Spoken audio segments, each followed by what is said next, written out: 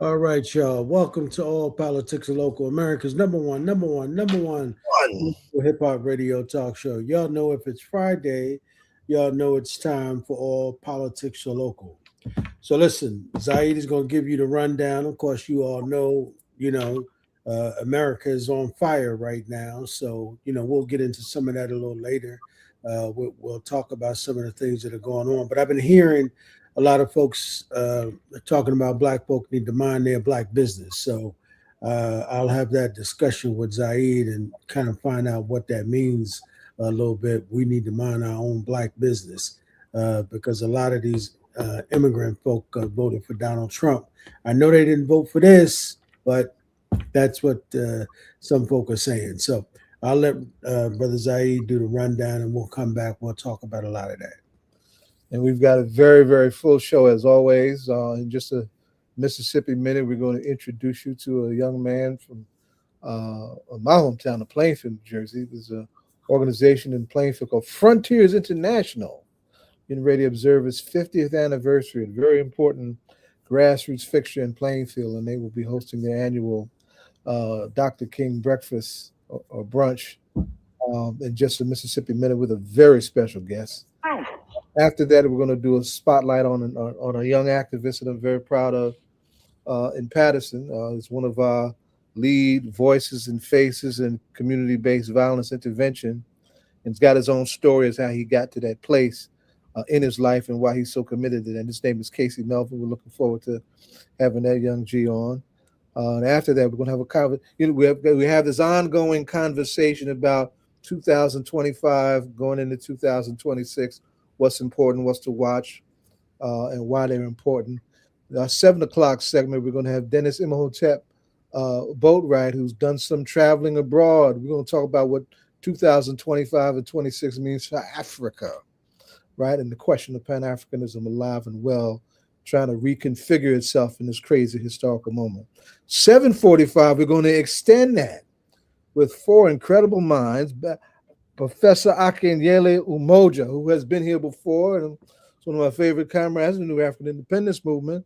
The first time we'll have Makani Themba, who's also in the New African Independence Movement and a very serious scholar activist who's very dear to our ranks in those circles. Dr. Doc Melina Abdullah will rejoin us. She'll be coming back, and Jose Gonzalez of Public Square Amplified, and all those questions that that are on fire right now, ICE and Venezuela and the emergence of a Zoran Mandami, all of that stuff, and what that means in their own respective locales, because we're talking about Jackson, Atlanta, LA, and our own area in Newark in that particular conversation. And of course, our own DJ Rhino will wind it up. We'll wind it up with the latest in the land of hip hop. So it's a full night, and we're ready to ride.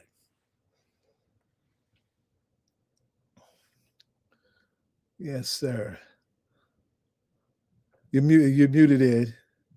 And while he's unmuting, I want to shout out our other founding producer, Jonathan Austin, has his hands full for the next several weeks.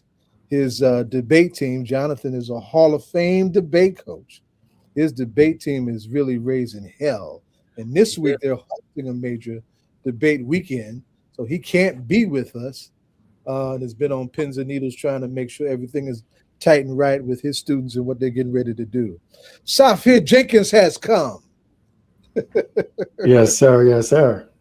Good to have you, beloved. Safir, I want you to talk about a lot with Frontiers International. But, when I first met you, I thought you were through and through, right?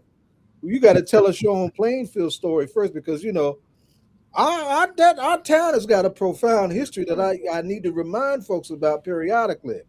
I want you, before we get into Frontiers story, tell us your own Plainfield story, if you will. Yeah, absolutely.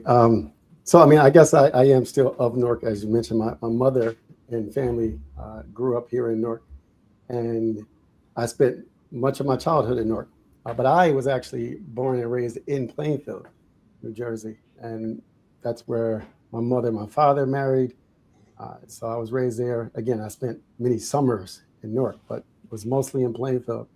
It was in Plainfield Public Schools that I grew up, where I gained an appreciation for Black excellence and nothing less. And that was something that I continue to try cultivating in my own household and in my life, as well as in my community. I do live in Newark now. I've lived here for several years, and I am doing what I can to make an impact here as well, while still holding on to those roots in Plainfield, because I still give back there as well by way of Frontiers International Plainfield Area Club, where I currently serve as president. Well, what part of town are you from? So in Plainfield, I'm from the West End. I grew. Did he freeze? Oh man, we just getting started. We're going through that already. So I feel you froze. If you can hear me, I want you to go out and come back in. Can you hear me now, son? Yeah, he froze. Yeah. Go out and come back in. West 3rd Street. Can you hear us now? Yes, I hear you. Can you hear me? You froze. We just getting started. We can't have this too early in the game. But you were trying to say that you're on the West End. Go ahead. Pick up from there. Yeah, I grew up on West 3rd Street in Plainfield. Right in Western Gardens, also known as the Bricks or the Projects. And, you know, growing up through many challenges there, but I overcame, because they definitely taught me some resilience and how not to, buy into the stereotype that I have to look like what I've been through. Yes, sir. Listen, Ed, you will appreciate that. On our West End is where we had the 2nd Street Youth Center, still there. Yeah. Out of the 2nd Street Youth Center, we had our gym. And those all of my teammates, all those killers that came out of our gym, right there on the West End, out of the 2nd Street Youth Center. In fact, the 2nd Street Youth Center, the corner of 2nd Street and Lee, is now Albert Mills Way. That's right. Right, named after my teammate Albert Steele Mills, who was a hell of a middleweight, and I was his body bag for 4 years in a row. And proud to have been his body bag too, because he was a hell of a brother. I really miss, like a brother to me in a very, very real way. I miss him dearly. Right, the West End of Plainfield. That's right. Once upon a time, also had a rifle factory. Like, you know, I'm gonna go there, Safir. Right. Also had a rifle factory. Way back in 1967, when things were getting hot in our cities like Newark, our field slaves, unbeknown to me, did what they were supposed to do in their own maroon ancestry and clean that rifle factory out. Yeah. And then did an armed maneuver and popped some off on the fire department in Plainfield as a message to the fire department. If not only are we sending a message to the police, but we're sending a message to the fire department too. If you're thinking about using water hoses and stuff on our people, like they did in Birmingham and all of those places, and the only casualties, the Plainfield rebellion, were on the other side. That's right. Because our uprising was on. I have no problems making people appreciate that and respect that wherever and wherever I go, right? Yes. So that's Plainfield now, little town, but in the west side of Union County, but a town full of scrapping maroons. Absolutely, right? Absolutely. And I went to 2nd Street Youth Center myself. I know you did. So, tell us about Frontiers. 50 years. For any organization, actually, it's given what we face in our community, to be able to be functional the way Frontiers has been functional for 50 years is quite a story and quite a feat. Tell everybody about Frontiers, if you can. I'll be glad to. And actually, I'm glad that you give me the opportunity, because Frontiers International Plainfield has been around for even longer than that. But I'll give you some clarification on that in a moment. But starting with Frontiers International Incorporated, it was founded in 1936 by Nimrod Allen of Columbus, Ohio. And it was founded to empower Black professionals to serve during an area of exclusion, as we know it. And that's putting it mildly. But Plainfield as a local club. We were founded 64 years ago by the legendary Westry Horn himself. Our motto is that we serve as an organization dedicated to advancement through service. And that's a mission that Horn championed for over 6 decades as our leader. As we stand today, I know we can all appreciate that we're standing in the midst of the urgency of now, as Dr. King put it. Yes. There's this knock at midnight that he wrote about. Yes. And really, it's around that topic, that theme that we gather. And we gather because the knock at midnight represents the loudest sound you'd hear because it's startling. And so it's something now that is louder than ever. We're facing systemic violence. And when you think about it, and I'm glad you brought these topics up, and I won't spend too much time on them, but last year alone, we hear a lot about what happened just this week with Renee out in Minneapolis and how it was a tragic start to the year. But the divisiveness that we're seeing in America now, obviously it's going on much longer than that. And what's hidden is often what's worse than what we're seeing. The violence at the hand of people in custody with ICE really extends far beyond that. 25 people died last year in their hands. And then even Renee's killing this year is not even the first one for 2026. That's right. But the reason we're hearing about these is obviously because you have cameras, you have footage, and you also have the ability to relate to this individual, likely because of the demographics that she represents. And so MLK offered an antidote. His vision of justice for the marginalized, it wasn't just a dream, although he called it that. It really is a survival strategy to help us combat today's violence and the continued exclusion for the marginalized, like the people that we serve. Yes, indeed. So tell us about what we say frontiers, the makeup of the organization. How is it built? And how, is it a religious organization? Is it a secular organization? Yeah. Tell us about the character of the organization. Absolutely. So Frontiers International is a Black service organization led by Black individuals. And by no means does that mean that we exclude service to others. But it is and still stands as the oldest Black service organization in the United States. Wow. That still exists today. Wow. And every year, through all of our different clubs, we collectively have a huge impact in the lives of younger people primarily. For example, our Junior Frontiers program is responsible for sending upwards of 50 young people each year on an HBCU college tour or a trip to Africa, where we have partners there who they get to sit under and learn from while they're there and better understand not only the origin of their people, but some of the challenges that continue to plague them today and how it is. Whole segment coming up on Africa in the last year or so. Okay. Right? Tell us some of the places where your students have gone to Africa.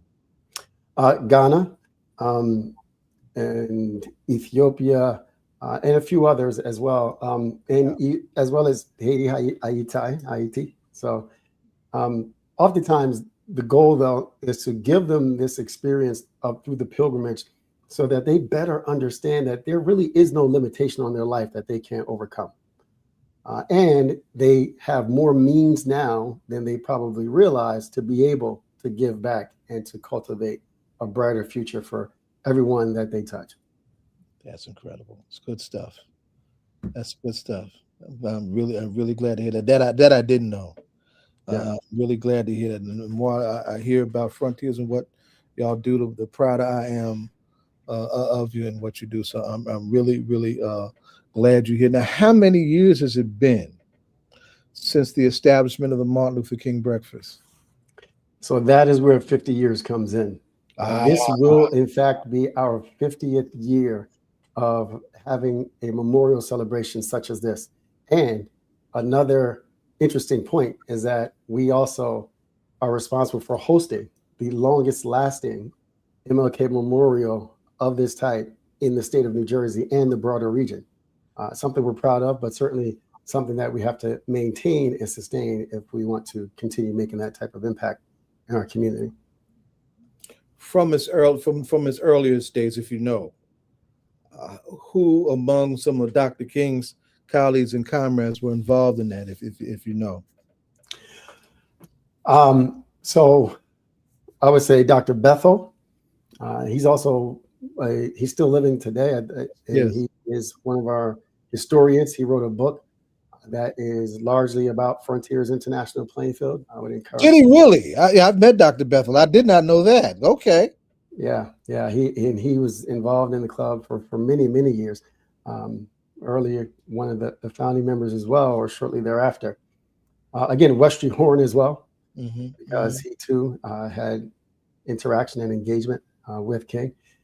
And, you know, the work that these two have done is really tremendous, because they didn't just create an organization collecting individuals who were willing to put in work to make a difference, but they established a legacy that would be longstanding by doing all the necessary legwork so that this organization would not easily fall or dissipate.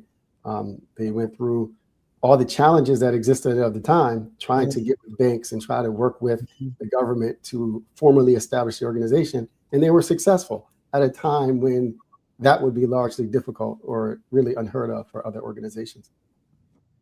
You know, where I was going with the question, I was hoping you would have lifted up, and if you, and it's okay that you didn't.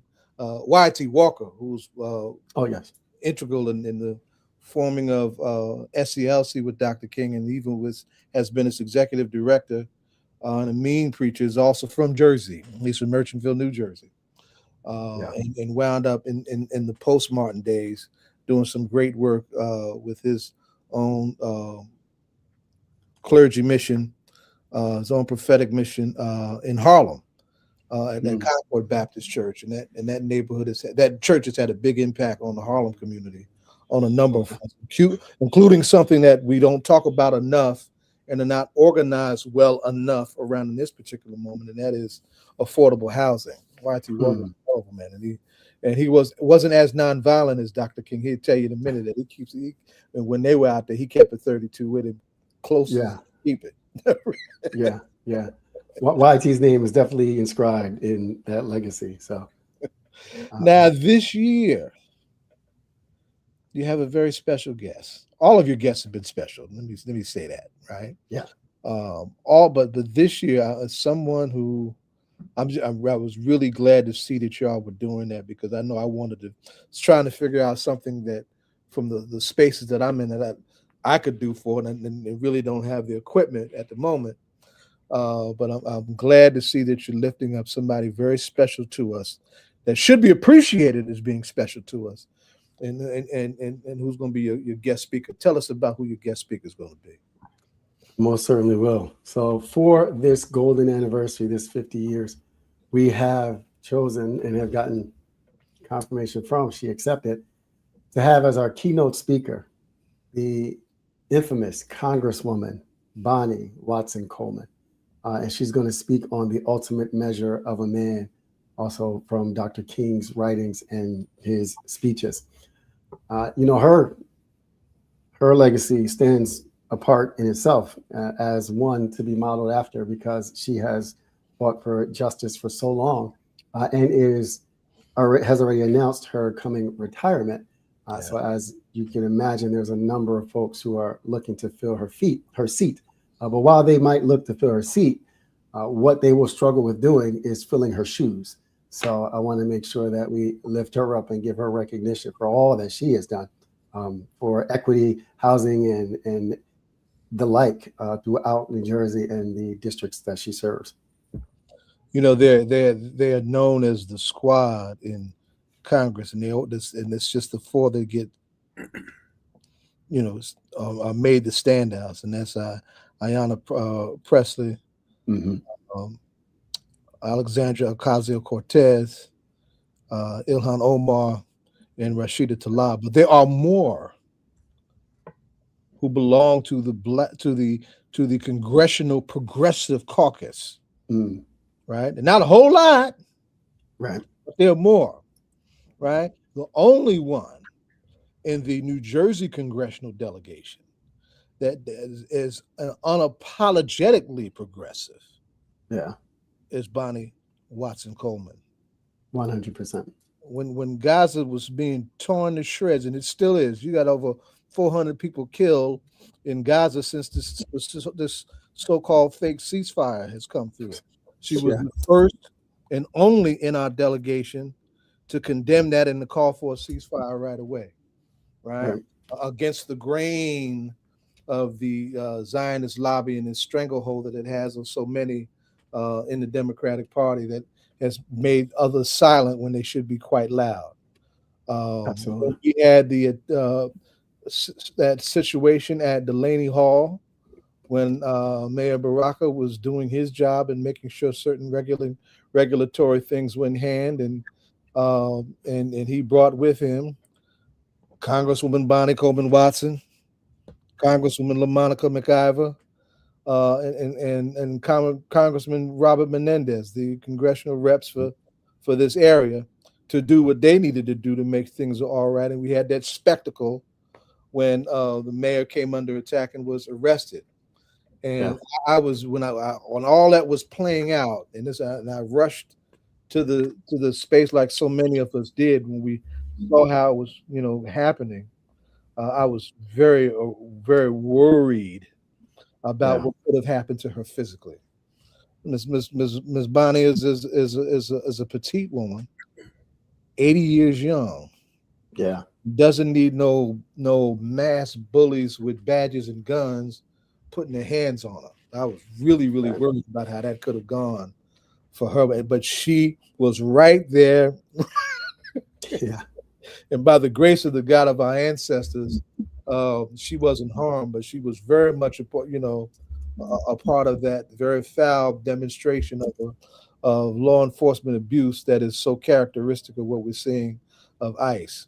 80 years young, getting ready to retire. She was just a grand queen mother who I personally have my own pride and honor for. So I just have to say that, and I'm looking forward to it. Real quick now, where and when is the breakfast going to be, and how can folks plug in to investing in tickets so they can come? Yeah. So again, this is a very momentous occasion, and this is the most opportune time, in my opinion.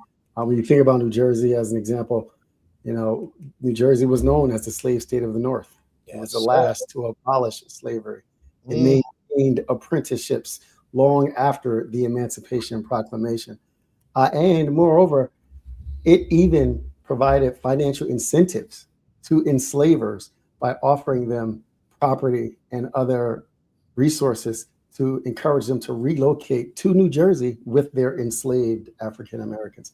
So I say all that to say that the time is ripe for us to gather and do something about it. Dr. King himself knew that political freedom without economic parity was a hollow victory. And so we address that gap today through our scholarship programs, and all the proceeds from this event that go to our scholarship program will be awarded to local young people who have applied and will be selected from the pipeline of students that we received. To join us in this event, anyone can get tickets by visiting bit.ly/MLK50TIX. That's bit.ly/MLK50TIX. And you can put that in our private chat too, and I'll put that on our Facebook and our YouTube page when you do. Okay. Perfect. And if there is anyone who would like to sponsor the event, we still have some sponsorships available, and those are available at bit.ly/MLK50 sponsor. I will give you both of those links to share as you see fit. It's going to be held at 9 o'clock in the morning on MLK Day, Monday, January 19th, at Plainfield High School, 950 Park Avenue, Plainfield, New Jersey. Awesome. Absolutely awesome. Ed, you want to ask anything to our guest and give him our ritual question? I do. First off, I mean, obviously, I think when he talked about one of the oldest organizations, I think a couple of things came to mind. you know how the NAACP sell lifetime memberships. Do you guys do that? We don't at present, but we are looking at our membership structure now as we roll out our new website. So we're going to think about the best way to have these packages available for individuals to join. But right now, we just have membership by way of annual dues. In relationship to, as you know, the Urban League puts out something that they call the State of Black America every year. You guys has been one of the oldest Black organizations. Is that something that you guys do or would be considering doing, even if not for for uh, for the entire country where Black folk are concerned? New Jersey in and of itself, doing something that says the state of Black New Jersey, and because you guys are out of Plainfield, it says what's going on in this particular state, particularly as we talk about that gubernatorial election, that but for Black folk coming together to support, as you know, Mikey Sherrill, we would have ended up with Donald Trump in office through, of course, Chitterelli. So Right. I guess I'm asking, do you guys put out something like that, or would be considering putting something out? Because I would say that you guys probably would, being one of the oldest Black organizations in the country, but here in the state, I mean, what you guys have to say would be like E.F. Hutton. It would be important. Yeah. So I will say that it is part of the configuration that we're currently working through as we fully implement the new website. When it's available, it will have a newsletter component where we haven't yet decided on a name, but it will address issues plaguing Blacks in New Jersey and really provide resources and means for them to collectively, collaboratively, or individually seek to overcome the challenges that we're facing. But it is an important topic that's raised, and it's certainly something that, as I said, we are going to be incorporating in the website design by way of a newsletter, but certainly we will always address those types of issues. We do host at least 2 lectures quarterly, and we've been broadcasting them on social media as well, and we address topics that are paramount to the lives of Blacks individuals in New Jersey, and particularly in our areas, the Newark and Plainfield general area, such as equitable access to housing or housing discrimination, the lost history of Blacks in America, and really everything in between, including health and wellness and mental health, which is a largely under-touched topic in our community. Yeah, I mean that sounds incredible, because as you know, I mean, with everything going on in this, particularly in this particular country, as well as some of the NATO countries, as you know, people are extremely concerned, and we're going to talk about that later on in the show with some other folks from the West Coast. But as you know, people are extremely concerned about what's happening in the country. But we need to be speaking to Black folk, because I've had some conversations with some extremely elite Black folks, and these folks are basically saying we should just mind our Black business because we tried to tell them so, right? Yeah. Based around supporting Trump, and he's attacking some of the very people, even the Somalian brothers and sisters, right? We've had some conversations with, and these brothers honestly said that they believed that Donald Trump was going to open up opportunities for them, and they are absolutely. I mean, and I've had some conversations with some of the well-placed brothers and sisters in this country, and they supported him over Harris, and I absolutely could not believe that, my brother. And so that's why I'm saying we need to. I mean, of course, I've invited them on the show and said that, perhaps invite them on with the mayor on the mayor's forum, because, you brothers, coming from Africa, I don't know if you brothers really understood completely the component of Black folks in America. Right. And he said he would venture now to agree that maybe he didn't understand the complexities of someone like a Donald Trump, whom they thought they could believe, who, as you know, is he lied like somebody tell the truth. You just can't determine what the truth, and the problem is they believed it. So I would say you guys, as being an important organization, because I'm familiar with another organization that is organizing now, that is organizing to create a low income housing party, right? With Zoran Mandani out of New York City, and of course the brother who just won here in Jersey City, as you know. I mean, they all won based around talking about affordable housing. Yeah. Right. And that seems to be the conversation. But it's our people that we need to be speaking to, because our people are I mean, we can look at what's happening to other folks, but that old saying with us, if it happens to them, during the daytime, they coming for us at night. Right. Right. You're absolutely right. And really, it just speaks to the fact that that's why we focus heavily on education, awareness, understanding, skills building, upskilling, because what seems to be lacking so broadly in this country today is critical thinking.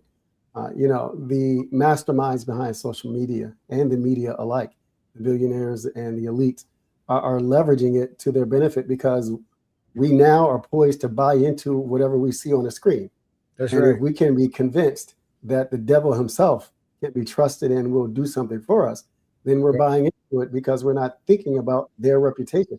Donald Trump, and I don't say this as a member of the Frontiers because it is an apolitical organization, but I will say Donald Trump is not who he is today by accident or by surprise. He has been the same con man since birth, I would suffice to say. But really, it goes all the way back to his rental discrimination, the fact that he wouldn't rent to individuals back in New York. New Yorkers knew who he was. The problem is the rest of the country. All the 80s. That's right. Yeah. Well, I got to tell you, I got a text from a friend of mine in the entertainment business, and he said that Puff found out who he is too, because Puff sent him a personal letter asking him to pardon him, and he just thought that since all of the stuff he did covering up for him with some of them private parties, that he just thought that Trump was going to let him out, and Trump said, "No, I'm not going to pardon you." Right. And so you're right. I mean, people knew who he was, coming up in New York, and I know him from the boxing days with Mike Tyson and doing fights in Atlantic City. That's how I know that guy. Yes. And it was like a communion. You know what I mean? When he was around Black folk, he acted like he was down with all of the brothers. Now he's totally racist with all of these white folk and trying to get rid of Black history and anything that has something to do with Black folk, and just totally wiping out the history of our people so that they can tell the lie that they want to tell, as though Black folks' contribution is not American in and of itself. Right. So, but my brother, we appreciate you, man, and we're running out of time. We want to ask you this question. Of course, we're probably one of the oldest going political hip hop radio talk shows. We started on Rutgers University campus 16 going on 17 years now. And so when you're doing the work that you're doing, what a hip hop song or hip hop artist or music that you might listen to keep you motivated. So it's interesting that you say that, because I think this would be an answer that may be atypical. All right. The artist that I'm going to today would have to be Akeem Ali. He's new to the game, but he is to me a true lyricist. He's able to take a message and tell it in such a way that not only does it resonate with you, and not only can you see yourself in his story, because he's a great storyteller, but he makes you look at your entire life completely different. So he calls himself, Casanova. And I really think that with him, I would have to say the song is Rollin', where he says, "I cannot afford not to roll." So yeah, that's what I'm doing when I'm doing the work that matters. I'm listening to Roland so we can make it happen. Yeah, that's an interesting metaphor in and of itself, rolling, right? You Yeah. know, appreciate that, my brother. Thank you very much, man. We appreciate you coming through, and of course, I know Zaid. If you don't know, man, we offer you an open invitation, my brother. Anytime you want to come through, be part of the conversation. I saw that brother Kafeli was putting up some messages to you. You know, Yeah. Yeah. He said he was out of Plainfield too. I saw that. Frontiers has been strong for a mighty long time. He mentioned. Shout out yeah, to Princess Kafele, definitely. We also had Zaid as one of our lecturers and one of our lectures that I was talking about. Baba Zaid has been out there. We had a number of lectures on Malcolm X and others. But I appreciate the open invite. I'll definitely take you up on it. yeah. And it truly is the case that all politics are local. So, That's right. Thank you, my brother. all right. Thank you. Peace, brother. Peace. I'm very proud of Safir, and and Safir also represents another generation coming to that organization. Yeah. Right? I was schooled to Frontier, where there's a brother in Pop, brother John Brinkley. John is older than I am, right? Mm, And it's that generation has been holding Frontier and that in its work for a lot of years. right. And I saw Safir, man. I said, Safir, I thought you were from Newark. He said, no, I'm from Plainfield, and this is one of the things that I do to give back, And I said, well, that's good because they need you. Yeah. And he has represented that work and has brought, that next generation energy, to the work with great dignity. Safir's got a background in education, and he brings that, that standard. And I think Kafele has been one of his speakers. A bunch of us, Bill Davis, a bunch of us have done. Bill is still in Plainfield. Bill is in Piscataway now. I take that back. But Bill did something recently for them. We've all over the years have done something whenever they've asked us to, and I'm very proud of what he did. Now we're waiting for our next guest. I had some issues trying to connect with him, but he'll be on in a minute. That's Casey Melvin. But yeah, I just wanted to say something about what you were raising to Safir, about some of our immigrant brothers. That's one of the things that Malcolm tried to blow the whistle on Mm-hmm. many years ago, is the way the U.S. uses its imagery in terms of media and entertainment and whatnot, and how it exports that to other countries Right.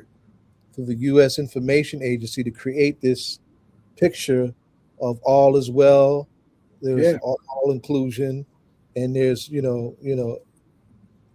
if there's anything wrong with black folks, for the most part they're happy, and if they're not happy, don't get caught up in their stuff. Right. And they have been feeding that line to our people in the Caribbean and to the continent for as long as they have had the capacity to export media for this empire. Right. And in Malcolm's time, do you remember Carl T. Rowan? You remember Carl T. Rowan? Absolutely. Carl T. Rowan's first major gig was over the U.S. Information Agency to put a black face on that in the 60s.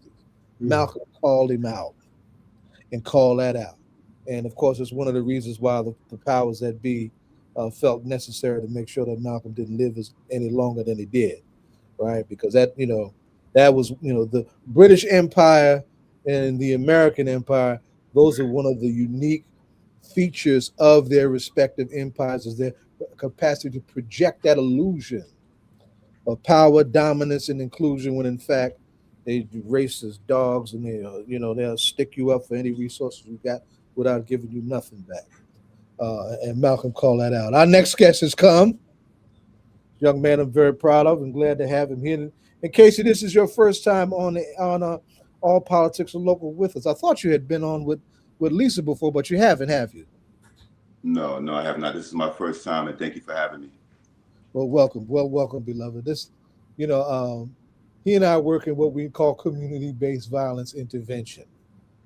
And it's difficult work, it's dangerous work, it's brave work, and it's selfless work. And we all have our stories as to how we became or become who we are to get to where we want to go and do something like that when perhaps we may have some other choices. This little brother's got a profound story. You know, one of the safe, long-standing go-to places in our hoods is where? In our barbershops.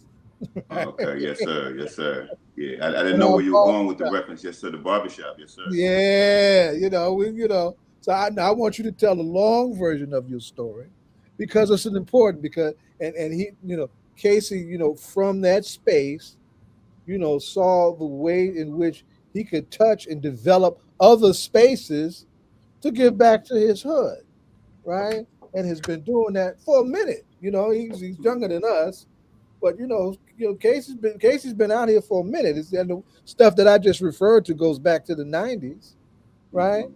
So I wanted to give him a chance to really tell his story because he's contemplating a major move that would mean a lot to a lot of people in his town if he's successful in making that major move. And I want to save that to the end, Casey, for technical reasons. Okay. So start telling us this story about how you got into this tough stuff called community-based violence intervention and taking that long walk from those barbershop days to where you're at now. Tell us that story, beloved. And by the Okay. way, Brother Casey, can you tell us what town you in? Okay. Yes, sir. So I'm born and raised and still reside in the city of Paterson, New Jersey. I grew up here. My parents, my mother and father came from the Carolinas. My mother's from what area is that? Near Lake City, South Carolina. I forget where my father's from, but they came here. My mother came here in the '60s, and my father was already here. And I grew up in, I believe that's the Fifth Ward on Summer Street. Summer Street was rough. Back in the 1970s. I grew up there and then migrated to different parts of the city of Paterson throughout my life. But as far as my journey, I started off as a public servant doing hair as a barber. I stumbled upon the profession growing up. It was five of us, two boys and then I had a bunch of cousins and things like that. We didn't go to the barbershop when we were young. It was always somebody in the family that would cut our hair. You go to uncle this person's house, or aunt that house. I had aunts, they would cut our hair when we were younger. And my step pops, spent a lot of time with actually my older sister's father.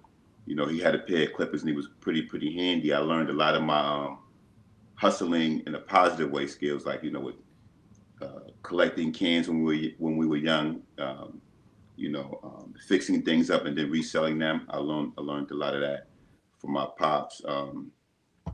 He had clippers in the house, so he would cut our hair when we were younger. So as I got older, and he, traveled throughout his life, he left the clippers in the house. So, me being young and, 11, 12 years old, I would go in my mother's room and then see the clippers and I'd play with it and shake the front of my hair up and, clip little strings of hair off until one day I got good at it, and my cousin would come to my house and see what I did to my hair. And he said, you did that to your hair? Like, yeah. He said, well, cut my hair. And I cut my cousin's hair and I'm like 14 years old, and then as we moved to a housing project when I was about 12, 13, one day I was cutting my cousin's hair and he went out in the hallway and dusted his hair off and a neighbor saw it.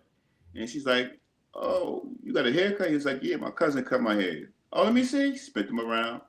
We know what, he can cut my son's hair. And started cutting her son's hair, then that guy downstairs hair, and the guy next building here. Next thing you know, I was the barber. I was the project barber. You was the hood barber. How old were you when you were doing this? Let me see. That was like 80, 85, 84, 1984. Uh-huh. Yeah, cutting hair in the house, And then I was, I was skillful with the art. I know how to draw and sketch like that. So what I was doing, my the way I actually, blew up as a 15, 16-year-old barber was I would do designs in people's hairs because I knew how to draw. I would draw like cartoon characters, Mickey Mouse, Donald Duck, the New York City skyline, buildings and things like that in the back of people's hair with clippers. So I became very, very popular in the hood. I was like the J.J. Evans of hair cutting, in the projects, you know what I'm saying? With the art on people's heads. So got very, very popular and started doing it. And about a few years later, my pops had introduced me to one of his old school friends who had a barbershop. And around 1990, he allowed me to come in there and cut on weekends. And then I worked for him for about 4 years. And when I turned about 23, I opened up my own barbershop and started off with 4 chairs and went to 8 chairs, and then went to, 15 chair. I had a 15-chair barbershop. Wow. Yeah, 15-chair barbershop. It was in like a little mini mall. We had parking and everything. It was computerized. We had a very, very good business. And then at 4 years on my own, I took on some partners, and I had that shop. I just closed it down right before COVID. So like 2019, had it for 25 years. Wow. And then soon after that, I, took a break because, I was always conscious and business orientated, and I didn't want to, rent for a long time, and I found myself going from a 6-year lease to a 25-year lease. Mm-hmm. And after new owners took over the property and they raised the rent hundreds of dollars, I said, you know what, this is it. I've been here too long. I left that business, went and started working with a friend of mine part-time, and then that's when the Healing Collective came along and I started doing work with them. So I still cut, on a day or two on a week, but, because I have clients that I've had, like I said, 40 plus years, and I still service a lot of them, the family members, kids, guys I grew up with, so I still service them on the weekends when I'm not at the Healing Collective. And I've been doing the Healing Collective's community-based violence intervention work. And, I got into that too while I was a barber, because, being a barber, as you said, Baba, you like the neighborhood consultant, comes to you. Everything going on with the brothers going to come to you. Yes, sir. Yes, sir. Mm-hmm. And I developed a lot of relationships, to learn a lot of things, met a lot of good people, powerful people, and I learned about also, a lot of our struggles, a lot of our historic struggles, not only locally, but, abroad. Guys would come in conscious of all faiths, all religions, all backgrounds, and, just exchange knowledge. So it became very, very highly informative on politics and community and things like that. And then being a business owner, of course, I was always teaching and advocating entrepreneurship, and through that, building relationships and things like that. I met a brother named Rashawn Dixon, who I had known back when I was cutting here in the housing development. He would come up there from another side of town, like up the hill and down the hill. He was like from down the hill area. And, we built a relationship, and then he got into a situation where he did about 10 years in prison. And when he came home, we had an organization. It was a community-based organization called the Brothers of Paterson, which was an acronym which stood for Brothers Reaching Out to Help Everyone Rebuild Self. A whole bunch of guys, different backgrounds. And our objective was to create an environment that influences, enables, and empowers the men in our community towards activities to succeed in life through social, financial, and educational awareness. And we would do like different community events, promote technology, promote entrepreneurship, good health, and have conferences and things like that. Teamed up with the Housing Authority, sister from the town. She was a police officer, and she worked with the Housing Authority, and she would help us organize different events in the community. And while I was doing the work in the organization, Rashawn Dixon, formerly incarcerated, militant brother, came home from prison. And based on our previous relationship of me cutting hair and him knowing me for the community and being, active, he asked me to help him out with development of his, his idea to be more proactive with addressing the youth. Because his story was when he was incarcerated, he's seen a lot of young people come to prison, and, as a result of street violence and gun violence and things like that. So the older brothers that told him when he was younger that, brother, when you go home, you make sure none of those other younger brothers come back with the same situation or worse situations, you know, regarding crime and things like that that you experienced. So his obligation and commitment to them was to go out here and try to redirect these kids into a positive direction. And he asked me to work along with him, and that was around 2008, 2009. You know, and then so I said, you know, Rod, like, look, I'm really on some. I'm not really with the anti-violence stuff. I'm more so with the, you know, getting a business, educating yourself, you know, good health and things like that. He said, well, you know, just, and I was also in technology too. So he said, you know, just be my cameraman. Just start, you know, recording the events for me, and I would record and edit and video and stuff like that. So I said, all right, you know, I'll record for you. So and I tell him, I said, Rashawn, you tricked me, brother, because you had me being your cameraman, and what he would do was, he would have, you know, an audience. He would be speaking to brothers in the community, and you know, and he'd say, "Yeah, that brother right there behind the counter, he's a business owner. Come over here real quick and say a few words." So I'll leave the camera. I pause the camera, and I had the camera rolling rather than I go in the front and I say a few words about business and my experiences, you know, and then I go back to the camera. And every time he would have a rally, he'd invite me to record, and every time he would cut time out to have me come speak until I wasn't recording anymore. I was just speaking now, you know what I'm saying? So he would open up with his spiel, that he'd bring me and I do the business, to get focused, you go to school spill. And we had that partnership for about, well, back then it was 7 or 8 years we were doing rallies, anti-violence rallies, interventions. We were like the credible messengers back then before the name became popular, Yes, in like sir. Yes, sir. 2008, things like that. And then, Yeah. you know, and our greatest moment was when we stopped the violence in 2015, where they had up the hill and down the hill rivalries, and we had got some young folk together. Him and a number of other, you know, conscious, strong, community-oriented brothers got together and had these young guys who had just got off of a serious incident where one side of the town had killed another member of town who was a young, aspiring athlete. He was soon to go to the NBA. He had promises of going to the NBA. He got murdered. So the city was in a frenzy. They called the meeting, and we all came to the table. And the end result of that was us getting those young guys together at a local lawyer's office. The brother that helped co-facilitate that meeting, he's actually the assemblyman now for I believe the 35th district. Yeah, he's the assemblyman now. But he helped co-facilitate that gathering on May 11, 2015. Is that Brother Kenyatta? Exactly, yes, sir. Kenyatta Stewart, yes.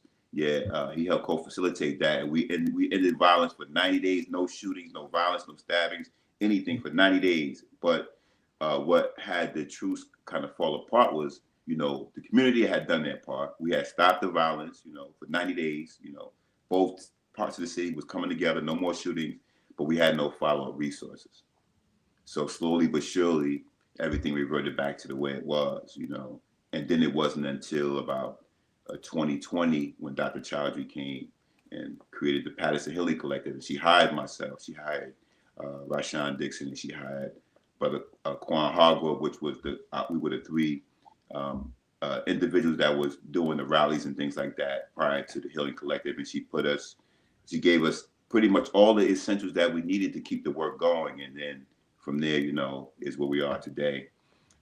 We're dealing with violence intervention and intervention, and, you know, dealing with victims of violence before, during, and after, you know, the incidents of violence occurs with them. So that's pretty much my introduction to this work in community-based violence intervention. And so let me ask you this: how has the cuts that you know, Trump implemented when he came into office, how has that affected the organization in Paterson?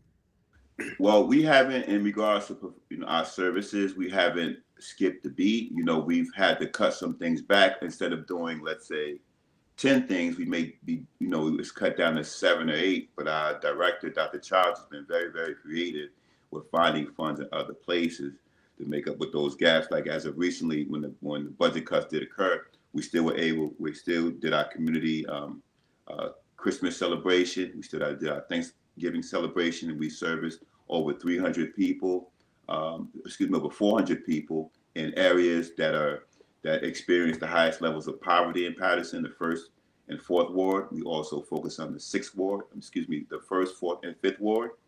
Out of 6 wards, there's 3 wards in particular that experience the highest degrees of poverty, and those were still our focal points. And we were still able to do events, service the community, our staff, nobody lost their job. We took on some young youth teenagers who are employed with us. We brought them on in the summer, and they're still working with us. And these are all young individuals who, had it not been for programs like ours, they'd probably be somewhere doing something that would cause them to fall into incarceration. So the budget cuts did slow us down, but it didn't stop us, and luckily we have good relationships, a good fiscal sponsor, and doing good work to keep us, at a steady momentum and pace. Good. And I got to say, what we've got in Newark, and in Casey, we know Kenyatta from his work in Newark with Mayor Baraka, right?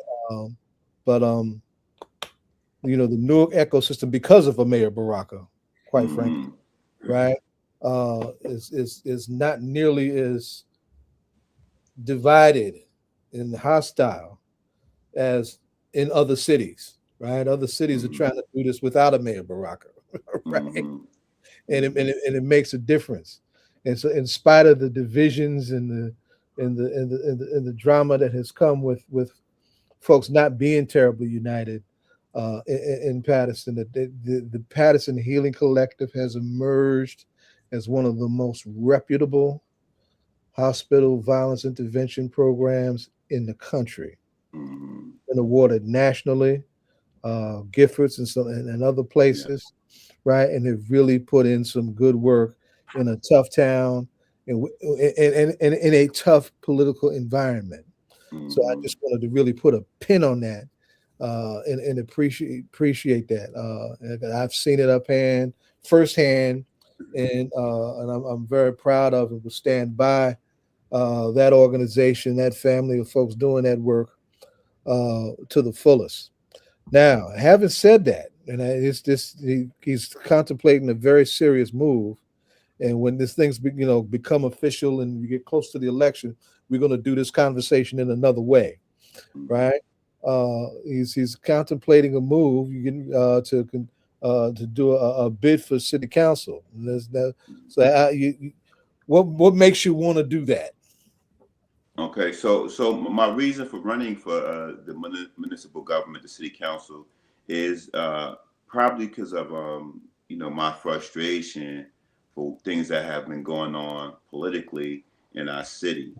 Not just I'm not gonna say not just from the city, but from the city in the I want to let me get my words right. Let's go back to 2018 when I made my decision, February of 2018. There was another election. I've been working with people in politics since 1995.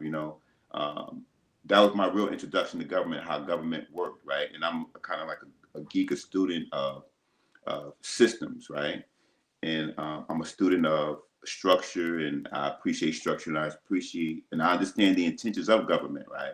Or at least I think I do, right? And what I saw firsthand in 1995, I saw how powerful government could be. Like when we would do our community events, I would see elected officials get certain things done as it relates to getting donations, getting permits cleared, getting certain governmental agencies to do certain things like public works, police departments, and things like that. The things that the average person who's not in tune with politics may take for granted. Like, I had a former mayor, Marty Barnes, tell a group of us how important politics is. And he said, politics controls how much you pay for a roll of toilet paper.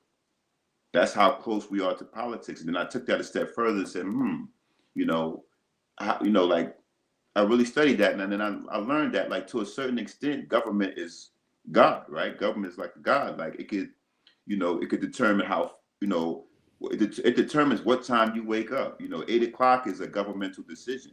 When time goes back, time goes forward. That's decided by government, right? What time we wake up, how many hours a day you can work, how much you can make for work, and so on and so forth. You guys know this just as well as I do, right? So then I started in '95. I started seeing elected officials moving and make things happen. So it wasn't until really later in 2018, after being around and helping people's campaigns and supporting politically and doing grassroots things for the community, that in 2018 I learned that me being a business person and encouraging others to invest and buy property. I saw one time I participated in a city auction, right? And within the city auction, they had a whole list of properties that were available at prices as low as $200. Like a person could actually acquire a property for $200 because all they had to do was pay the back taxes, those taxes, and the city had owned the property. You would actually own that property, right? I'm like, wow, look at this. $200, $2,500, like properties that for the amounts that a person could purchase a car from, right? And the objective for the city was to get rid of these properties and get somebody to buy them, and they put them back on the road, and they'd be producible income by way of taxes. So when I saw this, right, attending council meetings, I said, this is around early springtime, pre-spring. I said, what if, taxes, people get their income taxes, and my nephew being one of them would get like $6,000, $7,000, right? I said, what if my nephew took his income tax check and he took it to the auction? He could be a homeowner, right? So what I did was I got this information, I talked to a few people, and I went down to the city council and proposed to them. I said, well, you guys, instead of doing the auction in March, what about doing it in April or June when a person gets their income tax, and they could be able to purchase these properties, and these properties could be owned by residents. So, I pitched this to one of the council people, and they were like, oh, yeah, that sounds like a good idea. That shouldn't be a problem. Yeah, we should be able to move that. And then, the following week, they go to present it in the workshop, and I'm sitting in the workshop, and I said, okay, we're going to take care of that. We're going to move it, and I'll leave.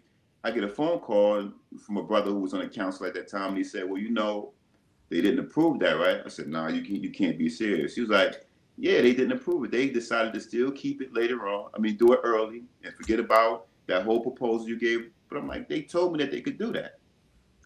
So I was frustrated, right? And I said, you know what? I complained about a friend of mine, right? And I'm like, that's a shame that they wouldn't even allow the residents to get the property. They wouldn't, it sounded like a good idea. It would create a lot of homeowners, make housing affordable. And this is in 2018. This is what, 7 years ago, right? So the lady said to me, she was like, yeah, you pretty smart. Won't you run? Like basically you do something about it. You're like, you run, you should run for office. And then when you're in office, then you can be that sort of change. So I'm like, nah. And I didn't say anything, right? And then the next day I gave her a call and I said, look, well, if I ran for office, would you support me? She was like, heck yeah.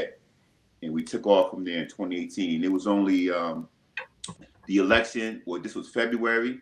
The petitions, the run had to be in by March. In less than 3 or 4 weeks, we got 1,300 petitions. I think the requirement was 800. We got 1,300 people to sign my petition for me to run.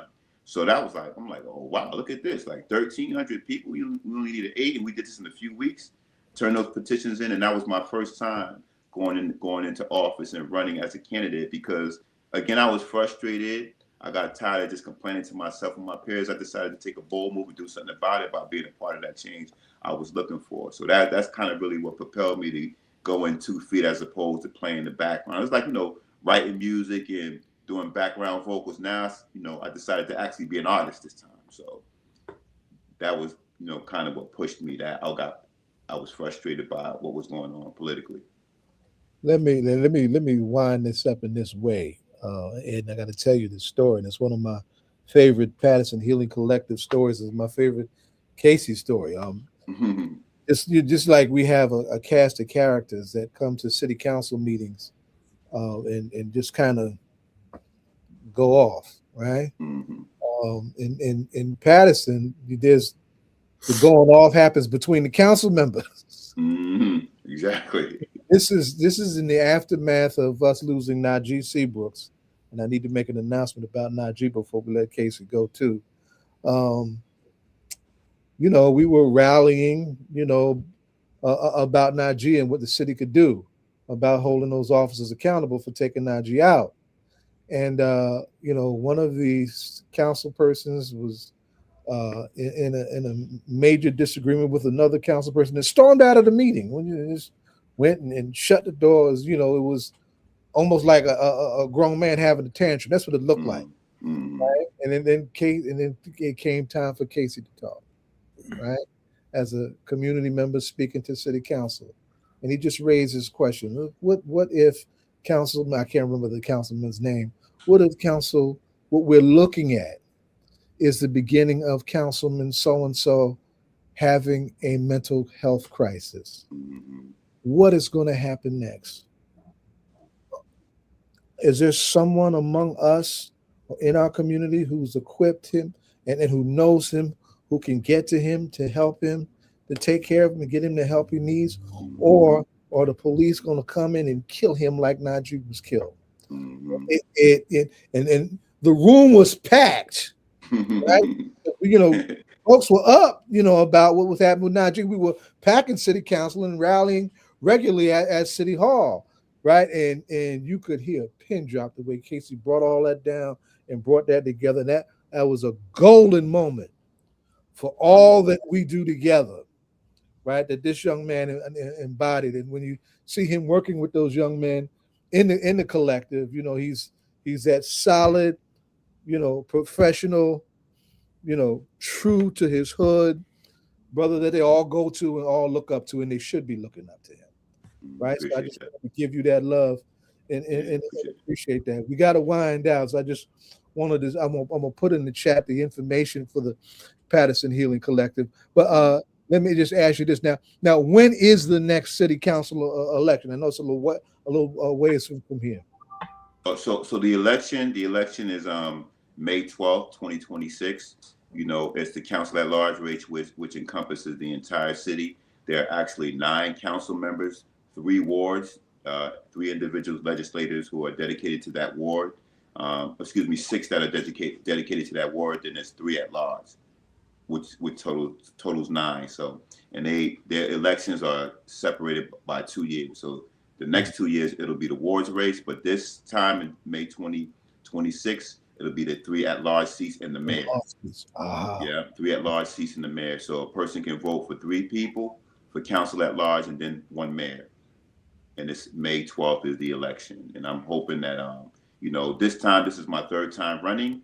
That. Oh, really? Okay. I wasn't aware of that. Okay. 2018, 2022, and now 2026. And I'm feeling hopeful and optimistic about this because this is a time of consciousness. Like, people are really accepting real people for office. I'm looking at New York City with Mandami.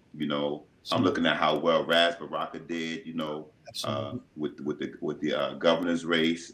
I'm looking at a young lady who speaks truth to power in Paterson. She got the highest amount of votes in Paterson's history for school board, Sister Valerie Freeman. I'm looking at Akinyele Stewart by not having an endorsement by the party at all, and then being a top vote getter in the assembly election.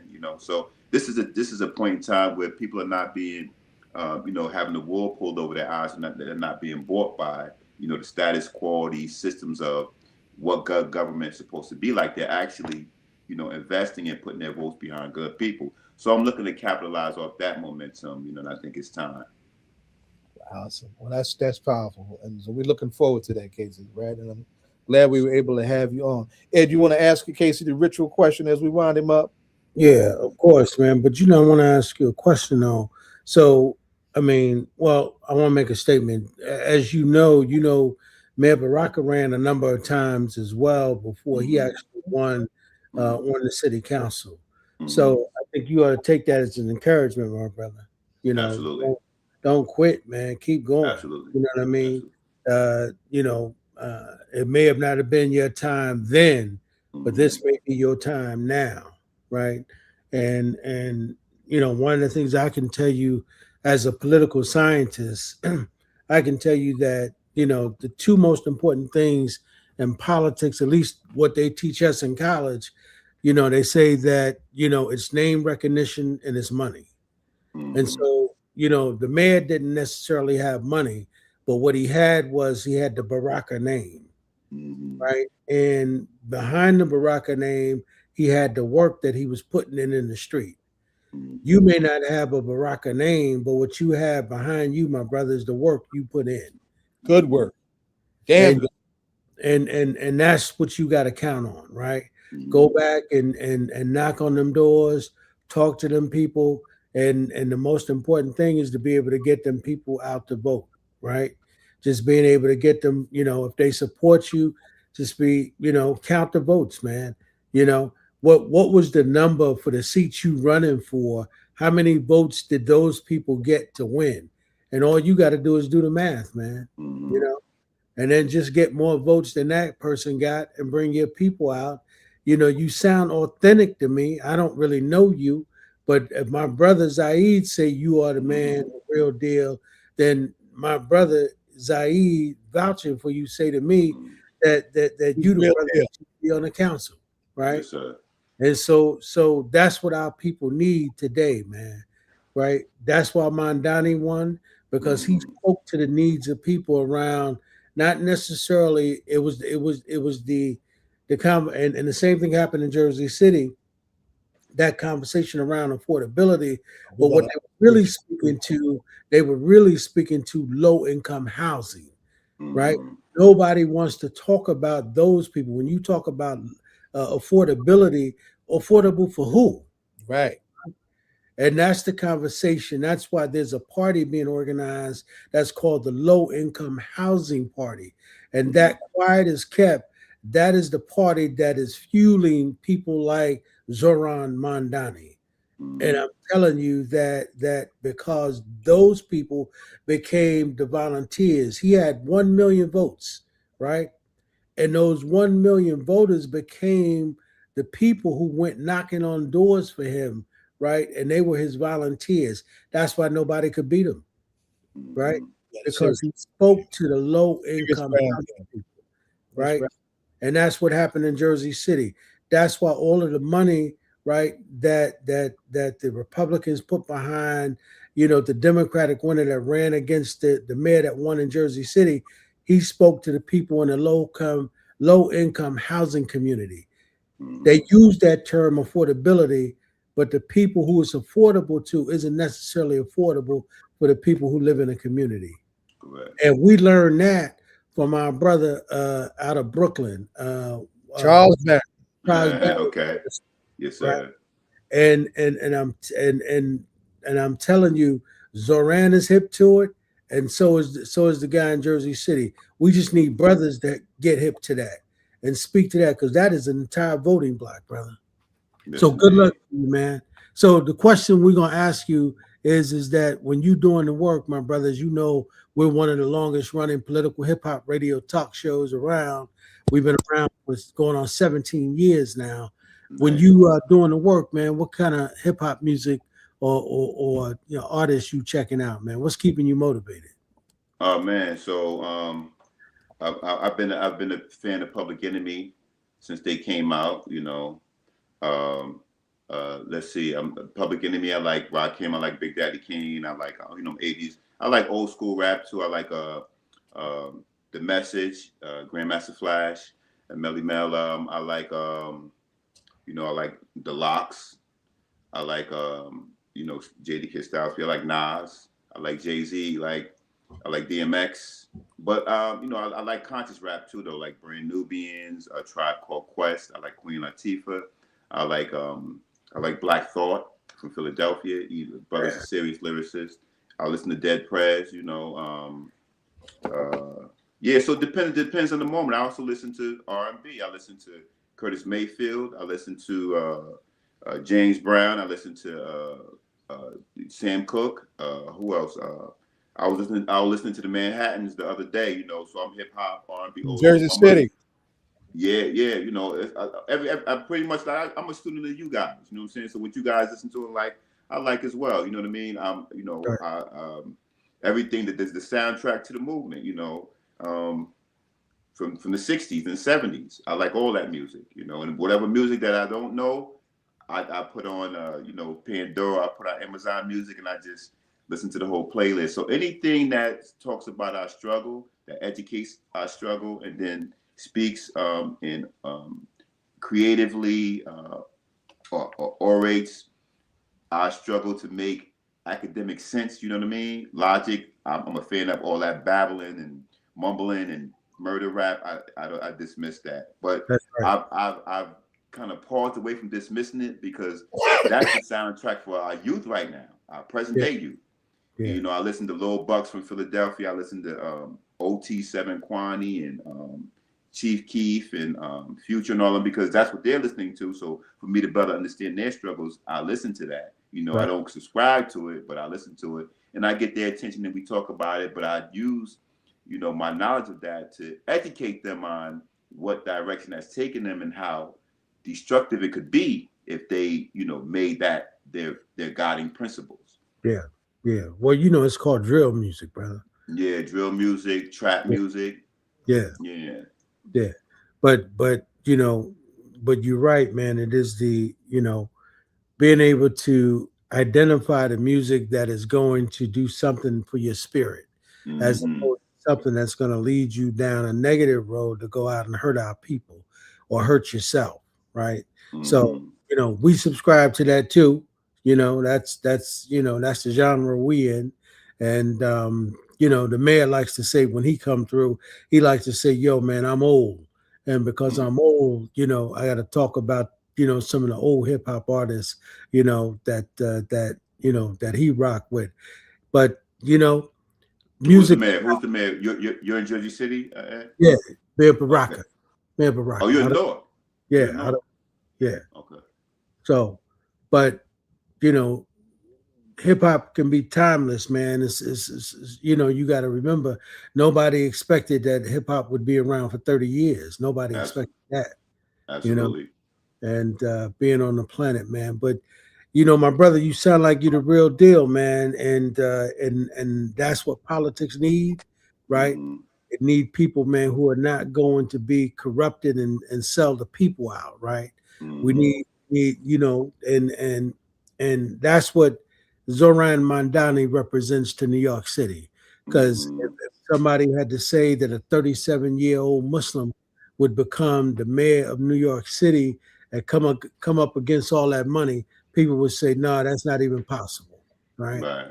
But he did it, and you know, and he seemed to be staying true to form so far. He got a lot of the right people in his camp, in some of the work that they going out and laying out. Seem to be on point, man. So we want to wish you good luck, man, on that run. And like Zaid said, you definitely need to come back, man, when you make that announcement official. For sure. I appreciate you guys for allowing me the opportunity to come and speak, and always appreciate it, brother Baba. You know, and I tell him every time I get a chance to, like, I'm walking through the path that you guys have cut for me. You know, I was paying attention, brother. I was seeing the struggle and how to navigate and you know, and understand and, you know, survive in these mean streets, especially when it comes to the claws and grips of the government, you know. And then most importantly, brother, you know, and I say this in closing, I really appreciate and respect you guys for still standing strong and representing what it is to be a black man, because we got, you know, a lot of young folk who don't have that. And part of my work is showing these young guys that you can be a black man, strong and unwavering, and not have to cow down to the system. Right. That's right. You know what I'm saying? So I you know, I appreciate you guys for that, and continuing and allow me to walk in your footsteps in the path that you cut. Well, no doubt, brother. We thank you, man. We're gonna keep it black, brother. So you know, just know, man, like, you know, my brother Zaid, there's an open door policy here, brother. You know what I mean? Anytime you need to come through, you know, just hit Zai up and be like, yo, man, we need to have some dialogue and we need it to go public. As Zaid say all the time, man, you know, we're one of the only drums available right now, man. So we do keep it real, brother. So but we call it keeping it black. For sure. Thank you all. Appreciate you. All right, salute. All right, now, peace. Peace. Yeah, it's been a good set, good conversation. And this is Obi. Good to see you, beloved. What's up, Africa? How are you? As we getting ready to can you hear me? We hear you fine. You're good. Can you hear us? Okay. Yes, loud and clear. Okay. Just based on what happened last time, I wanted to make sure everything was okay. Thank you for that. And Mhm. was also supposed to have Dennis Imhotep Boatwright Mhm. in this conversation, but I don't know. I can't have. I don't know why Dennis hasn't gotten on. I hope he Yeah, probably. I saw you had a slew of people on tonight. Oh yeah. Right behind you, I got another big conversation that just extends with what we're going to talk about. We have an Mhm. ongoing, and just to remind our audience, we have an ongoing conversation looking back at 2025 and looking ahead to what's likely to happen. We need to be paying attention to what's likely to happen is already happening in 2026. In this particular segment, we wanted to look at the African world. What happened last year? It's important to appreciate and what's happening moving forward that we need to appreciate, right? Obi's got roots that serious roots in Zimbabwe, and then his father was a serious force in movement circles in Black Britain once upon a time, and a genuine beloved son of struggle, right? Who is doing his thing on a number of fronts in the DC area and doing it in the genuine Pan-African way that this conversation, we want this conversation to go. So let me just start and first say, welcome back, Comrade Obi. Good to have you back, right? I'm I'm always humble. I'm always humble to be here. And you just within the last week, you had an important press conference about some things that, When right? Wednesday. So Yes, we let's start there and then work back. Go ahead. of course. Well, back on April 30th of last year, when the whole world was marching in support of the Sahel region, Burkina Faso, Mali, and Niger. That same evening, and you were there, Brother Zaid, we created a media outlet called the Shirley Graham Du Bois William Worthy Media and Friendship Collective. And and Cuba was the springboard that particular evening. And that stemmed from the fact that in 1959, from Christmas weekend of 1959 to New Year's, Comandante Fidel Castro got Joe Louis to bring the editor of Ebony magazine, some distinguished members of the National Newspaper Publishers Association to Cuba. And the objective was to establish an umbrella of media that would begin to promote Cuba as an alternative to tourism because of the rampant impact of segregation in Right. the tourism sector of the United States of America. And there was no follow up. And at different points, different journalists have gone down to Cuba to bridge that gap. So we thought that in the name of Shirley Graham Du Bois, one of the mother figures in the movement of protest journalism, and William Worthy, who through his protest journalism opened so many eyes to Cuba and signed the original statement that the Fair Play for Cuba committee put out, which is in Dr. Rosemary Mealy's book, the actual statement in the book where she chronicles what happened in the meeting between Comandante Fidel and Brother Malcolm. So, in the attempt to expand on that, we formed this collective. But we said that whilst Cuba was the initial springboard, everybody in need could be a beneficiary of this as we attempt to establish people to people links all over the world. So, since for the last month, we've been having encounters with the government and people and revolution of Venezuela. 3 weeks ago, we had Ambassador Chucho Garcia, who was Comandante Hugo Chavez's advisor on African affairs. He's their ambassador, not just to Togo and Benin, but he's basically their liaison to the African Union. He Yes. was on. And our sister Flavia Marquez Silva, who's the second advisor to Venezuela's National Assembly, but is the official spokeswoman for Cumbe International. You hear different people talk about this people of African descent movement, the African descendant movement, and what have you. Venezuela has been the engine behind it, and their contribution to it is called Cumbe International. So she's been part of the three engagements we had. A week and a half later, we set up an engagement with her with African women organizations throughout the diaspora. And the next one that we had set up was going to be with workers and unions. And the reason is because what people may not know is President Maduro is a trade unionist. And on December 7th, they had one of the most important assemblings of union organizers in the history of the Caribbean. And the reason that he felt that that was of paramount importance to do is because if you know the history of the Caribbean, if you know the history of Latin America, the AFL-CIO had a wing that the CIA helped create and nurture and bring to existence called the International Labor Solidarity Center. And it is through that vehicle that the CIA has penetrated trade unions throughout the Caribbean, throughout Latin America. So he said, as part of the decolonization of that process, Latin America and the Caribbean needed to reevaluate the effectiveness of trade unions moving forward. And so that was the second meeting. But based on what happened on last week, we had Ambassador Marcos Garcia, their chargé d'affaires to their embassy in Brussels in Belgium, who, when he was the labor attaché in Washington, D.C., was deported by the United States government. And then once again, Sister Fravia was on. So they did an excellent job. And we wanted, and the reason that we created this vehicle, once again, is so that the people who are under attack, the people who are being targeted, the people who are being demonized, the people who are being vilified can speak to our people. We, in too many instances, we have too many experts, too many voices who represent the full spectrum. There's nothing wrong with that.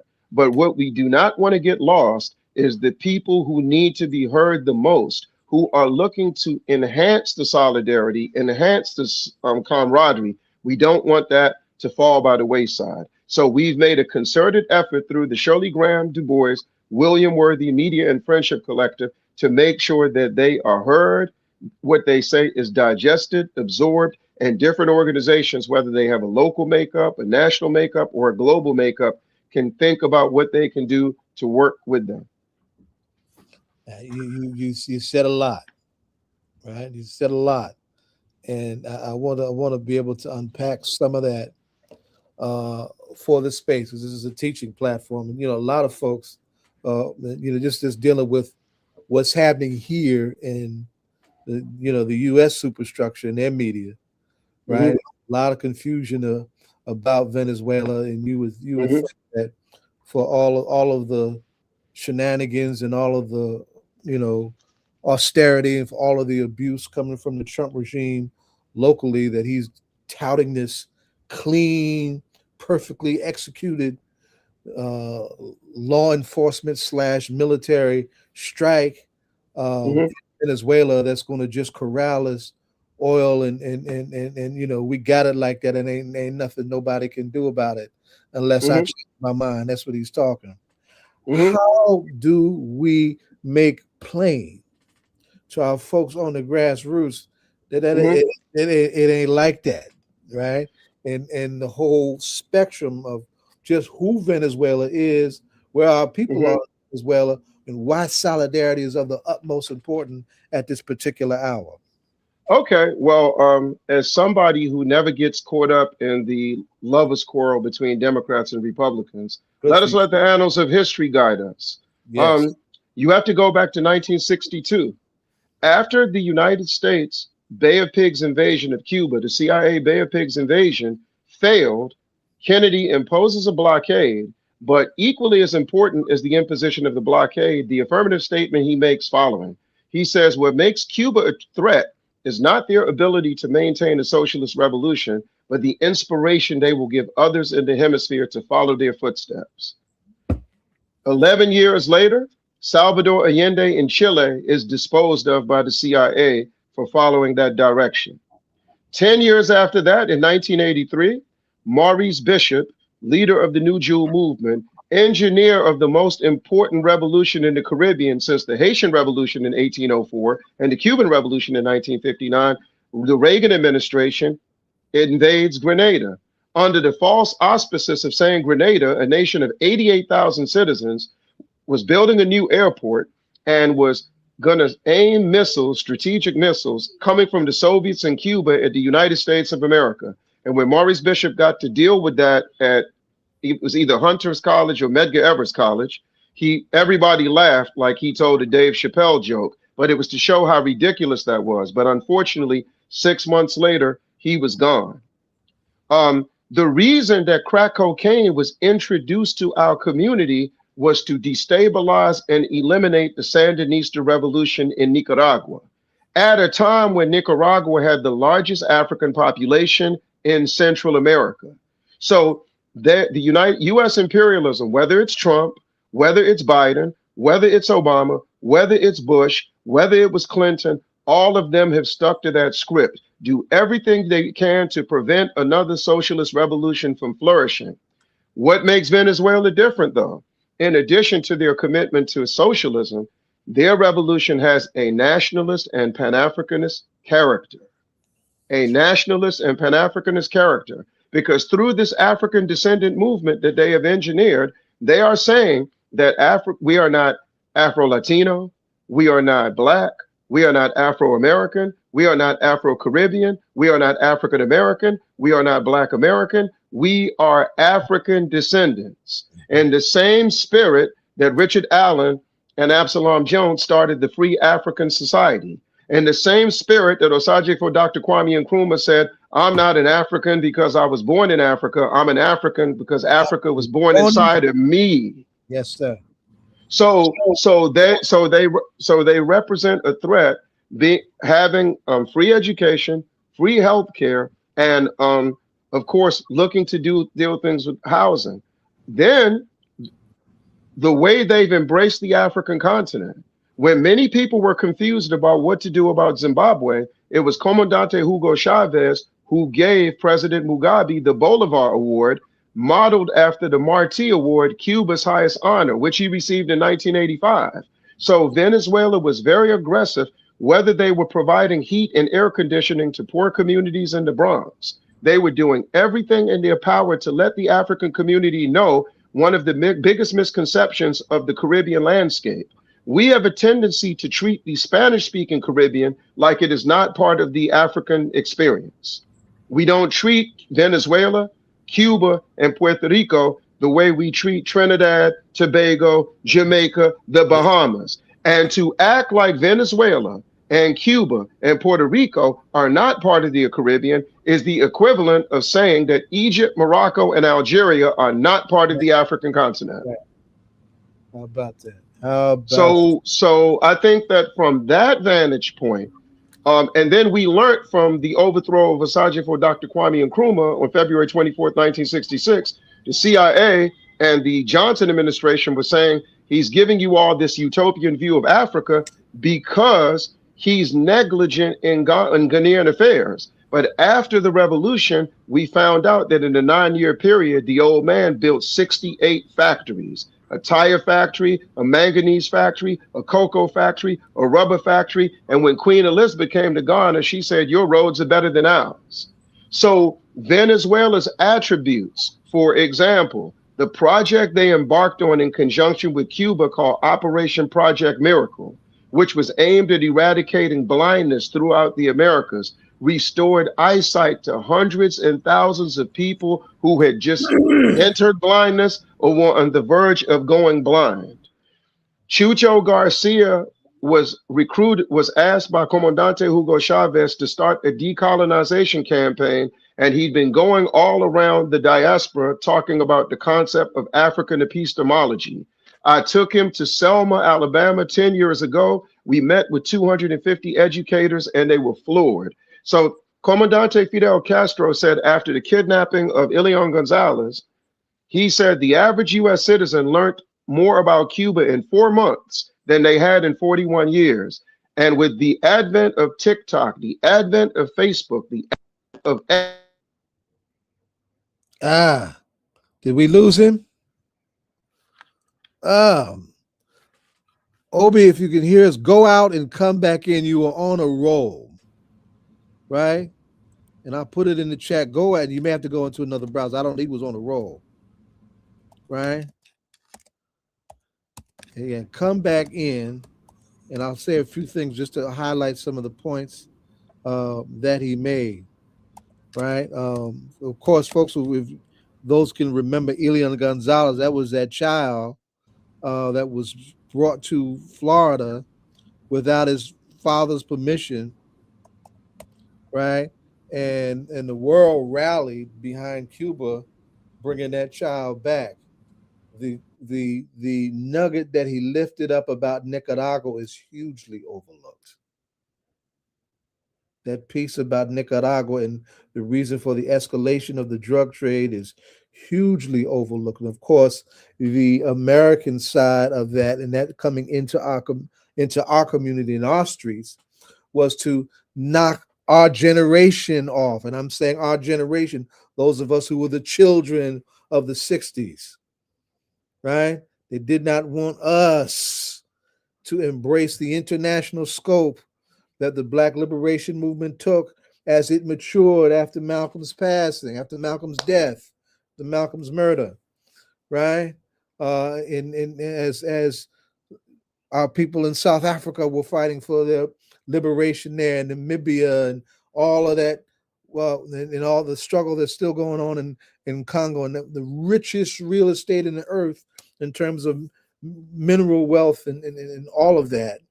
They wanted to put our generation to sleep or lock our generation up. You can't understand mass incarceration without understanding how the drug trafficking into our country in the 80s and the early 90s was done to impede us from doing. Can you hear me now? We got you. You were on a roll. Oh yeah. So I don't know where I stopped, but or what you last heard, but you're hearing the role of you're hearing the United States administration, and you're hearing about the different steps that they've taken. But nobody is looking at the fact that the number one regime change agent with a Venezuelan bloodline is a man named Moses Nayam, who sits on the board of directors of the Open Society Initiative of none other than George Soros. And this is in the same vein that George Soros was working for the overthrow of the Zimbabwean government. And of the 400... It's the same George Soros. Yes. Who's the liberal darling of liberal philanthropy. Exactly. Exactly. And so what this is going to expose, you can talk about the intelligence breakdown in Maduro's security detail. You can talk about the vicious and fascist nature of the Trump regime, but the intelligence within the solidarity circles, that is eventually going to come to light. And we can't wait. Because once again, he was paying attention to the trade unions, being a trade unionist himself. And Ambassador Garcia, who we had on the other day, who's African, by the way, he was given the assignment by President Maduro to carry out that campaign of building a new alliance. The other reason we wanted to focus on the attributes, which we were talking about, they let us know that their government is still intact, their ministries are still intact, and nobody does more to establish people-to-people campaigns than Venezuela does. Say it. They're right neck and neck with Cuba. So as we're coming out of Kwanzaa, let's make Kujichagulia real. So we had a meeting with the Pan-African Council of Elders in DC. We want to have a meeting with all the Kwanzaa celebrating committees on a national level, demanding that all the African independent schools build ties with Cuba and Venezuela stronger than we've ever had before. This is that time. President Maduro also and President Diaz-Canel in Cuba also talked about a new agricultural initiative, a recommitment to agriculture and decolonization, right in harmony with Captain Ibrahim Traore in Burkina Faso, making agricultural development a compulsory subject for children in Burkina Faso. Make that link. Right here in Maryland, where we are, Brandywine and Upper Marlboro are the agricultural belt of the state. You've never seen Africans with this quality of land. So what we're doing is we're organizing an African Children's Expo with agriculture, where we're going to have children in this area linked to children in other parts of the United States, linked with African children in Venezuela, African children in Cuba, African children in Burkina Faso, Mali, and Niger, African children in Eritrea, African children in Zimbabwe, and we're going to have, before the end of this year, the first all-African Children's Agro Expo. in honor of Amilcar Cabral and George Washington Carver, arguably our most foremost agronomist. So I just want people to know that the reason we want to give the Venezuelans platforms at this time is so that people who are organizers can look at a local level, on a national level, a regional level, on what they can do to engage them on a people-to-people level.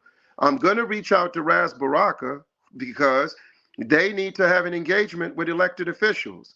Ambassador Johnny Ford of the World Conference of Mayors, the Secretary General, has already agreed to this process. We want some legislators in Alabama are also interested in the engagement. And as we know, we have to, so as Brother Malcolm says, control the politics of our community. That's what that means to us. So we're going to do that. We have to engage the religious and spiritual sector. We have to engage artists and teachers and educators because we're organizing an event at the end of March with Alabama State University called Interpretation Beyond Parameters and Borders and Narratives. And what that is these new interpretation centers on what is called Highway 80 that the Park Service has built that are supposed to give a more accurate account of the civil and human rights movement. We're going to connect with the cultural centers in Cuba, the cultural centers in Venezuela, the New Heroes Museum in Zimbabwe. We want the Schomburg Center to be involved. All these local museums that we have all over this country, the different cultural centers that are in the occupied Caribbean, all over St. Martin, all over St. Kitts, all over St. Croix. We're going to form an alliance of these cultural centers, and that includes bookstores. So the time has come to build these strategic alliances and make them make sense. Lastly, a year and a half ago, we had a meeting. We had the youngest brother in U.S. history to be convicted as a kingpin, Antone White, who served 30 years, went to prison at 30 years old, was released 3 years ago, three years ago now. His co-defendant, Eric Hicks, Freeway Rick Ross. You ready for this, Saeed? We had them next to the Nicaraguan ambassador to the United States. We had them next to Sister Fravia, so Venezuela was there. We had them next to Africans in Honduras, Mexico, and Colombia. We had attorney Ali Bantu Ashanti, who was the campaign manager for the woman vice president of Colombia, Her Excellency Fravia Marquez. Good sister. Franca Marquez, I'm sorry. Good sister. And what we did is we had the first African to African engagement on guns and violence. Why is that important? Because our violence prevention and intervention organizations on a local level, because of the grant money they receive, because of the temptation to be cozy with police departments and mayors, they're not going to expose the role of the police and the military in flooding our communities with guns. In the same way, we haven't had any concretized action, even though it became public knowledge that the CIA put drugs in South Central, which spread to Southeast DC, South Bronx, New York, Southside Chicago, for the purpose of disposing of the Sandinista revolution.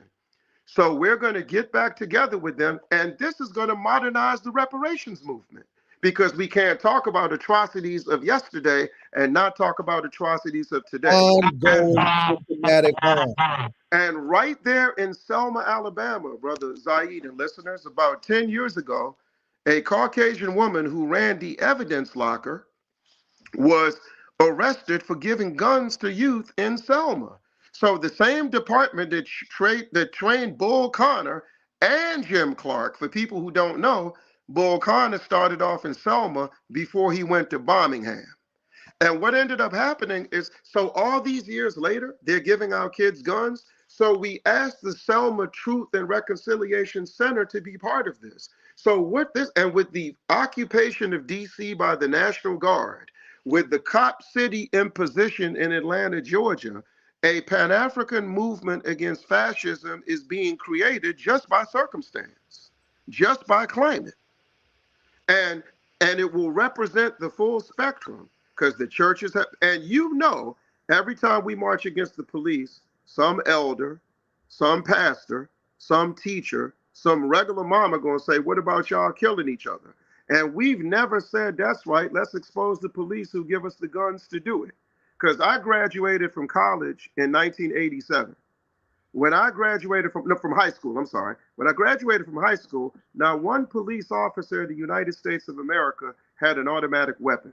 By the time I graduated from college, grocery store security guards had 9mm Glocks. So the weaponization of imperialism and what happened in Venezuela is also tied to something that happened 25 years ago.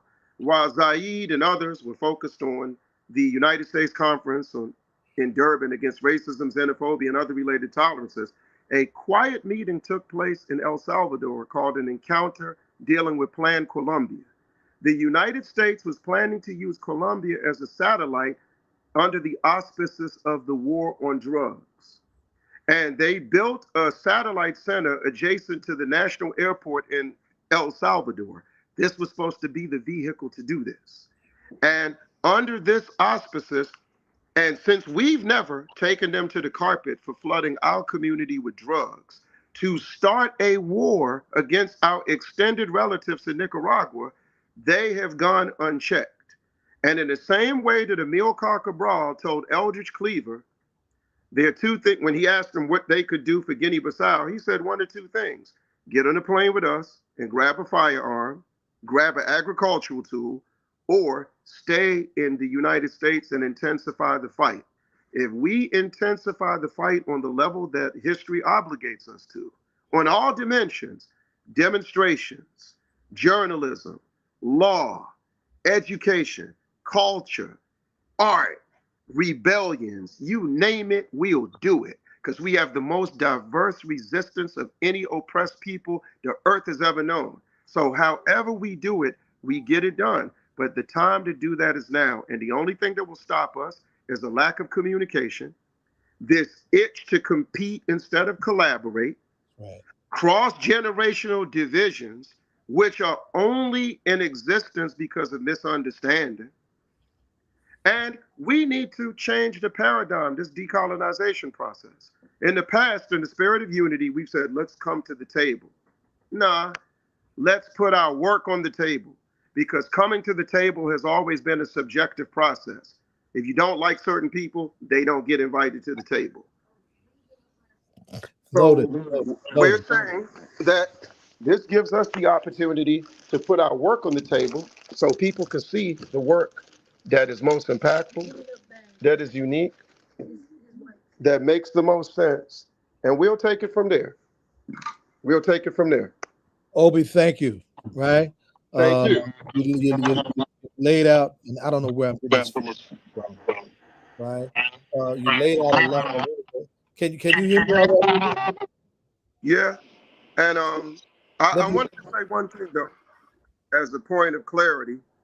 I saw just yesterday my last appearance, and I'm honored to be on here. You know that, Brother Zaid, and you know we think the world of you and have a lot of respect for your colleagues right there.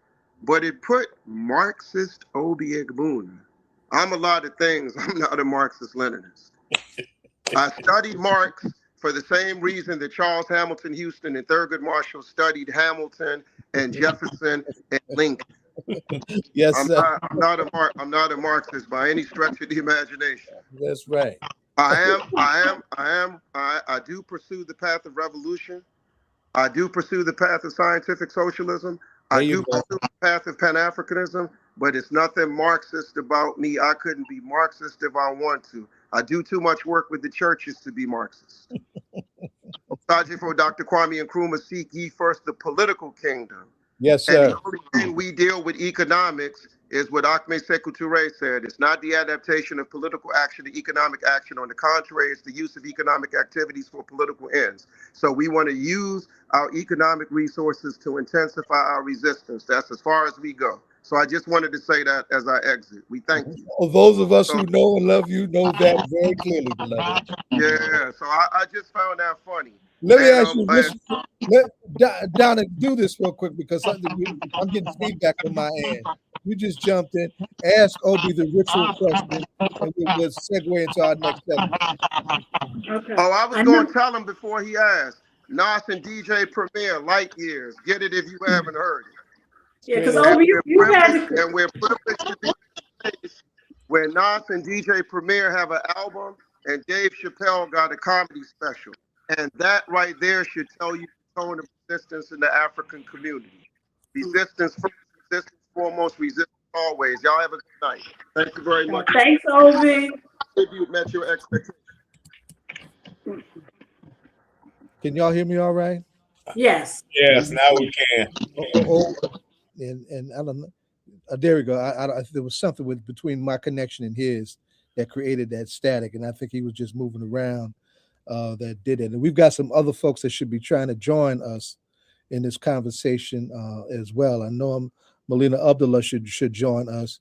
Josie Gonzalez was going to join us, but got faced a challenge with her obligations and couldn't. Melina's coming in now. Very good. Very good. Now, and some of y'all heard some of what he said, right? That sets us right off in terms of what I wanted y'all to actually, lean into in terms of this ongoing conversation that we have been doing here in terms of a look back on 25 and a look ahead to 26, and just the drama right on the cusp of the year changing has been wild, right? Akinyele, you have been to Venezuela and seen it firsthand, and seen the work of the Bolivarian Revolution amongst our people. In fact, I was supposed to be at that very conference that you were at, the Afro-Descendant Conference that Brother Chochu did, right? Makani, you got a lot to bring to this conversation. And I have not been able to get any of my New York folks on to talk about this young man who just became mayor, this Democratic socialist named Zoran Mandami. Right. But you got a relationship with that young man's dad and know something about the stock from which he springs, right? Melina is all over the map in terms of what she's doing on her front. Everybody's talking about what happened in Minnesota to this young woman, but we got black folks is getting killed by these ICE agents too, right? And they just did a vigil for a young brother whose name is not being lifted up. That woman's name is being lifted up. The outrage is important.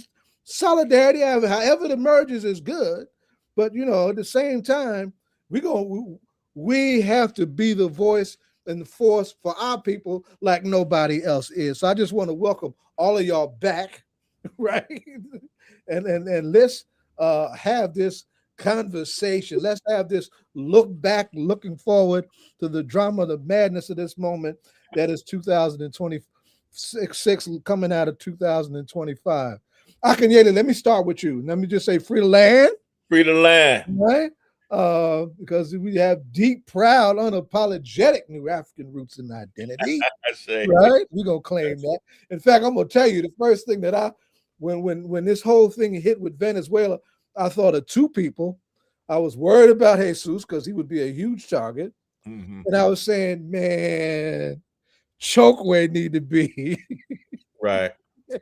Our brother and sister's lawyer. Right. I thought about was attorney. Who's his attorney? Oh my God. And there's a lot of good ones out there. We just had the National Conference of Black Lawyers down here meeting, I think it was in November, and the great Lennox Hines was there, and several other powerful attorneys, as well as Roger Wareham, who some of the folks you were mentioning earlier. But Chokwe definitely could represent the prisoner of war question. Right. I was thinking about that because he and Kishi Taifa actually did Dr. Mutulu Shakur's prisoner of war motion that the United States government or the judge made them respond to, and they had to get a response from the Defense Department. I do know that Noriega used that motion to get some concessions for his treatment inside of the United States. So he utilized the legal work of Chokwe Lumumba and Nkechi Taifa to win some concessions in terms of his treatment as a prisoner of war. And I think that was key. I don't know if everyone understand. It wasn't just simple rhetoric for Nicolas Maduro to say that, but it's about how he's going to be treated, what his status is, and what type of freedom because as a prisoner of war, as opposed to a common criminal, he's supposed to receive certain types of treatment while he's in captivity here in the United States.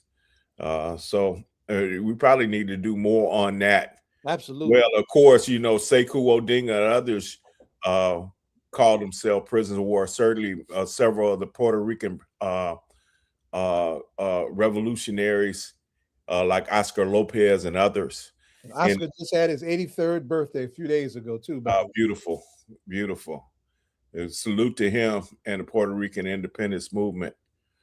36 years in U.S. gulags. And our folks would not quit until they got him out, and that's how we all should be writing for our political prisoners and our prisoners of war. But I believe Chucho is in Benin, if I'm not mistaken. Yes, he's ambassador from Venezuela to Benin, and he was in Benin when all this drama went down. So he was safe. But I want you to give folks who know nothing about Venezuela, and a lot of our folks know nothing about Venezuela other than this toxic stuff that's coming on the television, right? About just what Venezuela looks like that they need to know and hear. Well, some of the folks in the audience might hear the term Bolivarian Revolution. Yes. What is that? You know, in the 19th century, Latin American freedom fighter who received aid from Haiti. He went to free Haiti at that time and got support from the Haitian Revolution in terms of arms, in terms of troops, in terms of money. And that enabled the countries of Colombia, Venezuela, Bolivia to be created during that time. In that spirit that Bolivar led in the 1990s, there were progressive people in the Venezuelan military who were concerned about their wealth coming from oil going to elites rather than going to the masses, and other violations of human rights. A man by the name of Hugo Chavez, who was in the military, attempted a coup. He was unsuccessful, but the mistake they made was they gave him airwaves after he was into his negotiation, and he gave his vision to the masses of people. They demanded that he be released, and there was a movement. And so in 1998 he was released, and by 1999 he was the president of Venezuela. And he rewrote the Constitution. And when I say he rewrote the Constitution, there was a mass movement. That's what really gets me when they talk about it being a dictatorship. They have more of a democracy than exists in the United States. But the National Council, the National Lawyers Guild, does election observing work. Right. And they came to Brooklyn with my December 12th comrades and gave us a report on their last election. And what did they say? They said for all the elections we have seen and observed in a whole lot of years, that last election, regardless of what the United States says, was one of the most democratic they have ever observed. That's what Jimmy Carter said about observing Venezuelan elections. That's for all y'all that need a white man to approve what I'm talking about. Yes. Jimmy Carter, the former president of the United States, said I interrupted before, but I want to put a pin in that. Go ahead. No, and that's it right there. They have very democratic processes, but not only have they been dedicated toward making and uplifting things for folks in Venezuela, but they've been very committed to other folks in the Caribbean, other folks in Latin America, utilizing their wealth, oil wealth, to support folks on the African continent. Sister Makani is in Jackson, Mississippi. In Jackson, Mississippi, particularly when Chokwe Lumumba was in city council, they did some aid to folks in the city of Jackson, distributing energy efficient light bulbs, things of that nature. city of Boston, city of I think Chicago as well. There was in the Bronx, people in the community. Fuel energy, yes. So they've been and offered help during Katrina. They did. So it's been similar to Cuba, who they have a very strong tie with. They've been very support of oppressed people around the planet, and particularly African people in not only in Venezuela, where they one of the things I witnessed there was economic commune where folks were producing products that came from chocolate. I have some photos of my granddaughters eating some of them chocolate bars that I was able to bring back from Venezuela. But it was Black folks who ran that particular factory that was run on a communal basis. But not only that, there was a Center for African Knowledge, that exists in Venezuela that teaches. We talk about Africana studies here in the United States, but it really promotes the concept of knowing our knowledge from our African heritage. So it's quite a different picture than we get in the United States media about Venezuela. I was able to actually go there 4 times.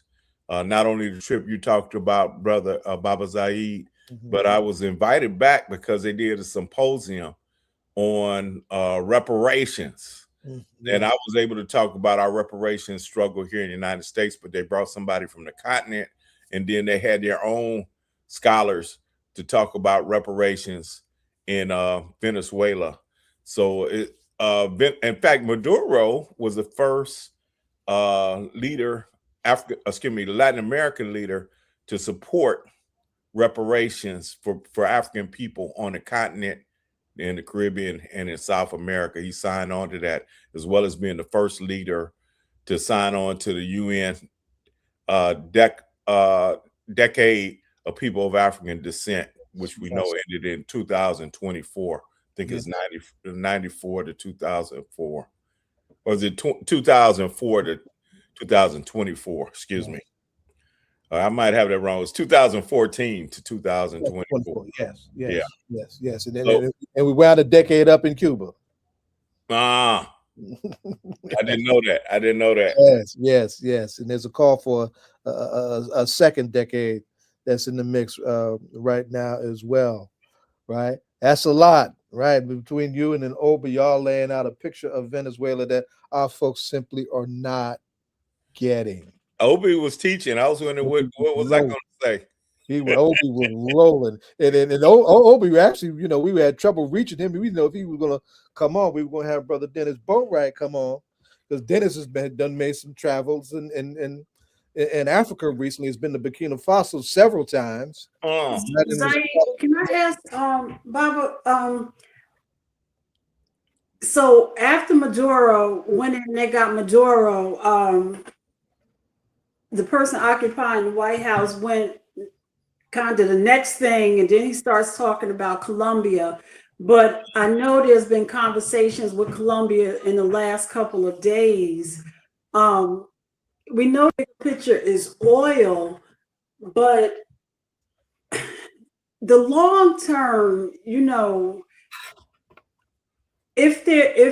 mean, what's going on is like so much. Like it seems like we've been here 50 years, and it's not even January 20th yet, so it hasn't even been a year yet. Right. And but what I mean, there are discussions that some of the administration can be held, like looking down the line, people being held accountable, because everybody is not going to get immunity. And but what does that look like? And and possibly the harm it could be for US citizens as they travel abroad as well. I mean, how much will people, I mean, there's always a tip. I'm sure we're well past the tipping point, but people are going to, other countries are going to start, whether, and I know one of the things we had seen earlier is that Maduro was training Venezuelans to how to be like a army. We had seen that training earlier at the end of the summer and the fall. So what does this mean for, U.S. citizens if people begin to retaliate? And then I also, the conversation we've heard them talk about Colombia possibly could be next and other places as well. No, that's very good questions. I've always, and that's for everybody, by the way. Anybody, jump in, that's fine. Mm-hmm. Yeah, I definitely want to hear what my sister Makani has to say about that. I would say this: I've always, in my international travels, tried to make a distinction between myself, the movement I represent, and the empire. I think it's very important. I think a lot of times, if you look at our people historically, because of the stance of people like MLK, stands of people like Muhammad Ali, Malcolm X, folks tend to look at particularly people of African descent in this country, particularly those of us who've taken a stand in solidarity with struggles around the world. They look at us as friends and not as enemies. And so I think it's a very important, even when I was in Venezuela, I know a lot of times people would give me some identification and it would have the U.S. flag on it. I said, no, show them the red, black, and green. That's my flag. I make it a distinction. I didn't want to be identified with what the Tangerine terrorist is doing. But even Barack Obama, you got to think about all the drone strikes that happened when he was president of the United States. That we have to make sure that people see our people's foreign policy is different from that of the empire. Absolutely. And Makani, you can just come on and just jump on in this. Well, I appreciate it. One, it's good to be with my people. Shout out to my brother, Akinyele, and to my sister, Melina.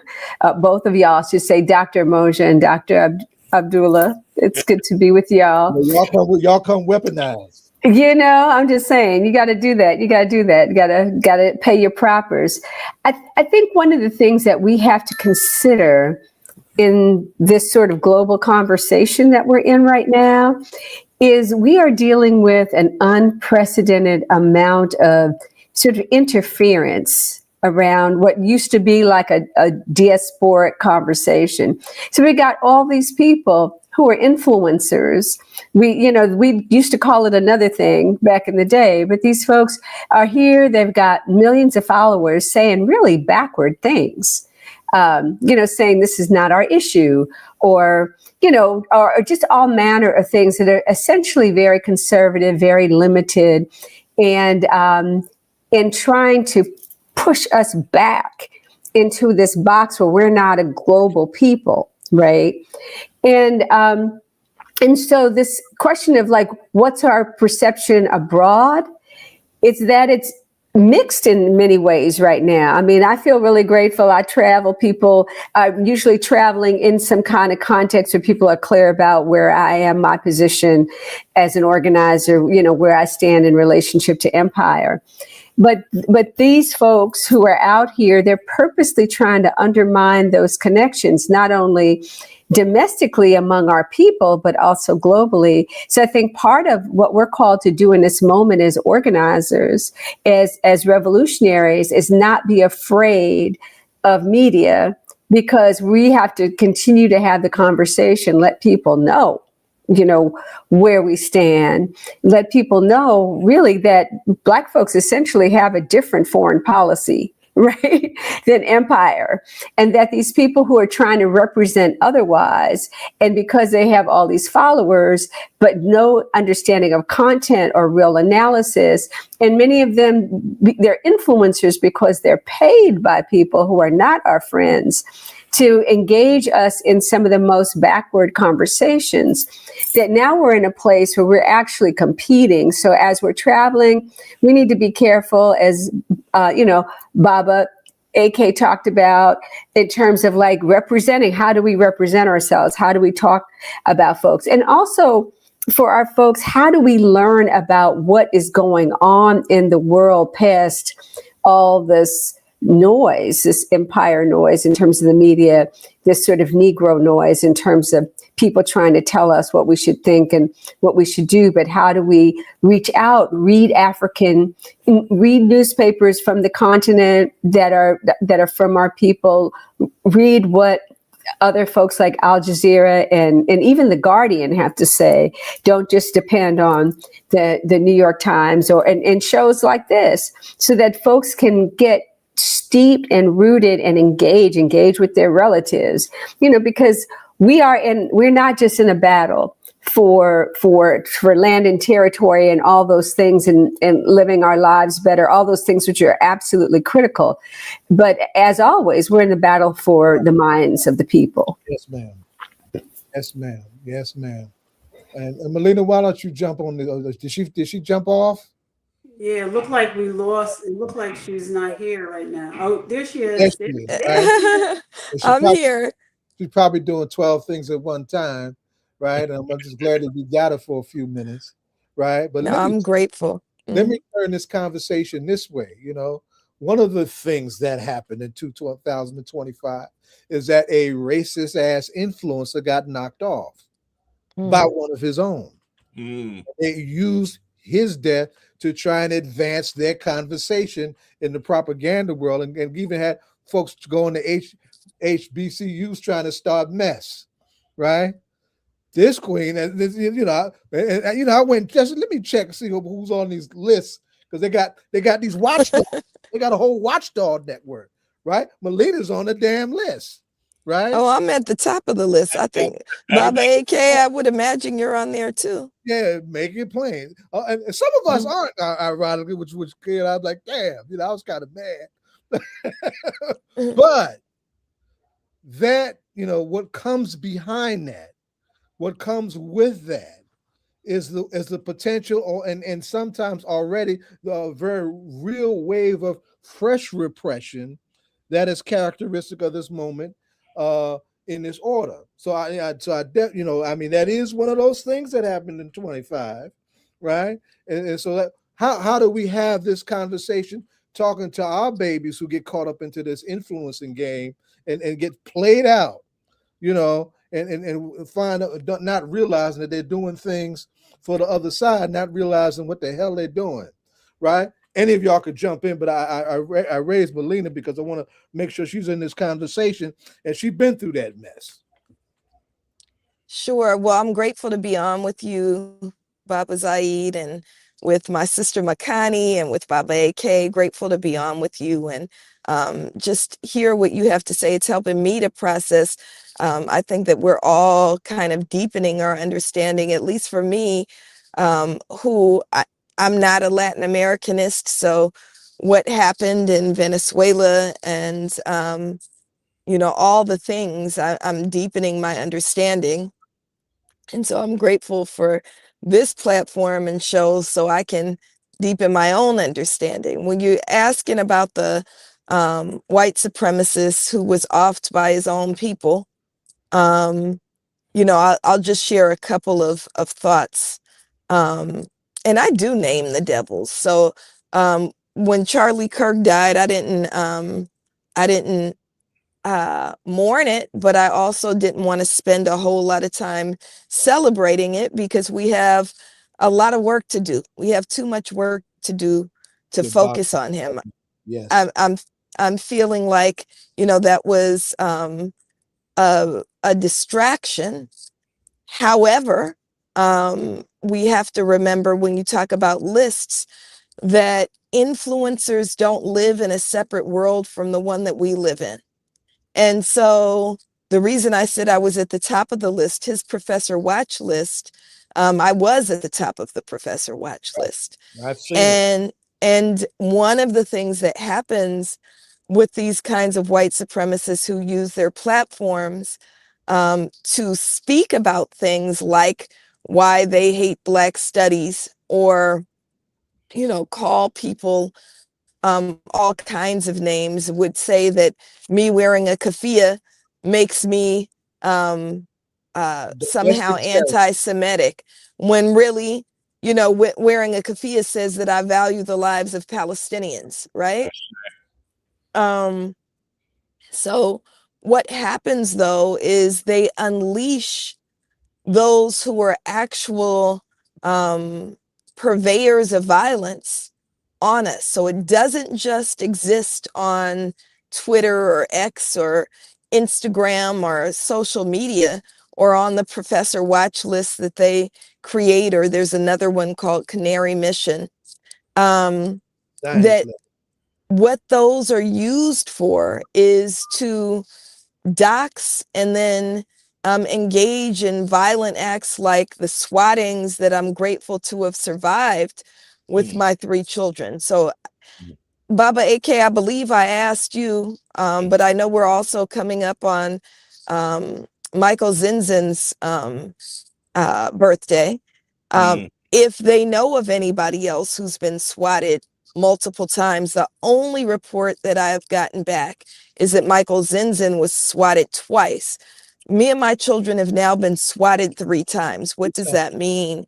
That means our home was surrounded by police with assault rifles, helicopters overhead, and we were ordered out at gunpoint, which I'm grateful to have come out with my life, and only came out with my life because my neighbors know how to keep me safe, and my neighbors were willing to put their own bodies and lives on the line so that my children and I, you know, are still talking and breathing. So just kind of to contextualize that, in 2025, I think what we're seeing is, again, an unleashing of the most violent kind of white supremacy that requires that we think about, you know, all of us on this call are familiar with the chant and understanding and knowledge that we keep us safe. What does that look like? What does that feel like? And how do we deepen that to make sure that we actually do keep us safe? And so I think that's what this moment calls for as we enter into 2026. And I should put a pin in the fact that swatting as we know it emerged out of the American police state looking to destroy the Black Panther Party. Right. Where it comes from. Right. And they developed that laboratory of that state terrorist abuse right there in California. Right. In the bloody year that was 1969, when the party lost 28 of its members. This bloodiest year. The same year that they called for a national united front against fascism. Right. Just want to put a pin in that. Now, Melina, right? You alerted me to what happened with the woman in Minnesota, right? But Renee Good, yeah. Tell everybody about Keith Porter. Who's Keith? Because that name has not come up the way her name has come up. And so first, we want everybody to make sure that they're or it came out because of what happened with Renee. Everybody's like, what happened to Keith first? Yeah, I'm sorry, Melina. Yeah. Yeah, so everybody should be following BLM Grassroots. So Black Lives Matter Grassroots is the actual boots on the ground that does the work of Black Lives Matter. And I'm saying that because that's where you'll get your updates on Keith Porter. Keith Porter is the relative of one of our members here in Black Lives Matter Los Angeles. So Sister Janae Tyler is a member. She's also a Black Student Achievement Plan counselor in our LAUSD schools. She's my daughter's counselor. She's also one of the ones who guided my daughter through her rites of passage. One of 10 women that my daughter relies on, you know, Amara, Baba AK. So she's one of the ones who ushered her. Why she can be at Clark now is because of Miss Tyler. So Keith Porter is Miss Tyler's relative. Keith Porter is a Black father, a girl dad, has a 9 and 19-year-old daughter. He is a working class man born and raised in Compton, California, who moved to Northridge out in the San Fernando Valley because he fell in love with someone and moved out there. He's a worker at the Home Depot, longtime worker at the Home Depot. He was just described as a light, as his mother's only child, who called her every single morning because his mother is a single mom, to make sure that she was okay. And on New Year's Eve, Keith Porter did what thousands of people around this country do as we ring in the new year, which is go outside to shoot his gun in the air in celebration.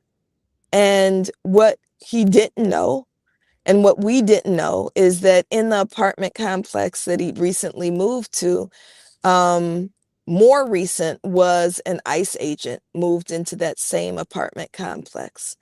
And this ICE agent decided that Keith had no right to celebrate.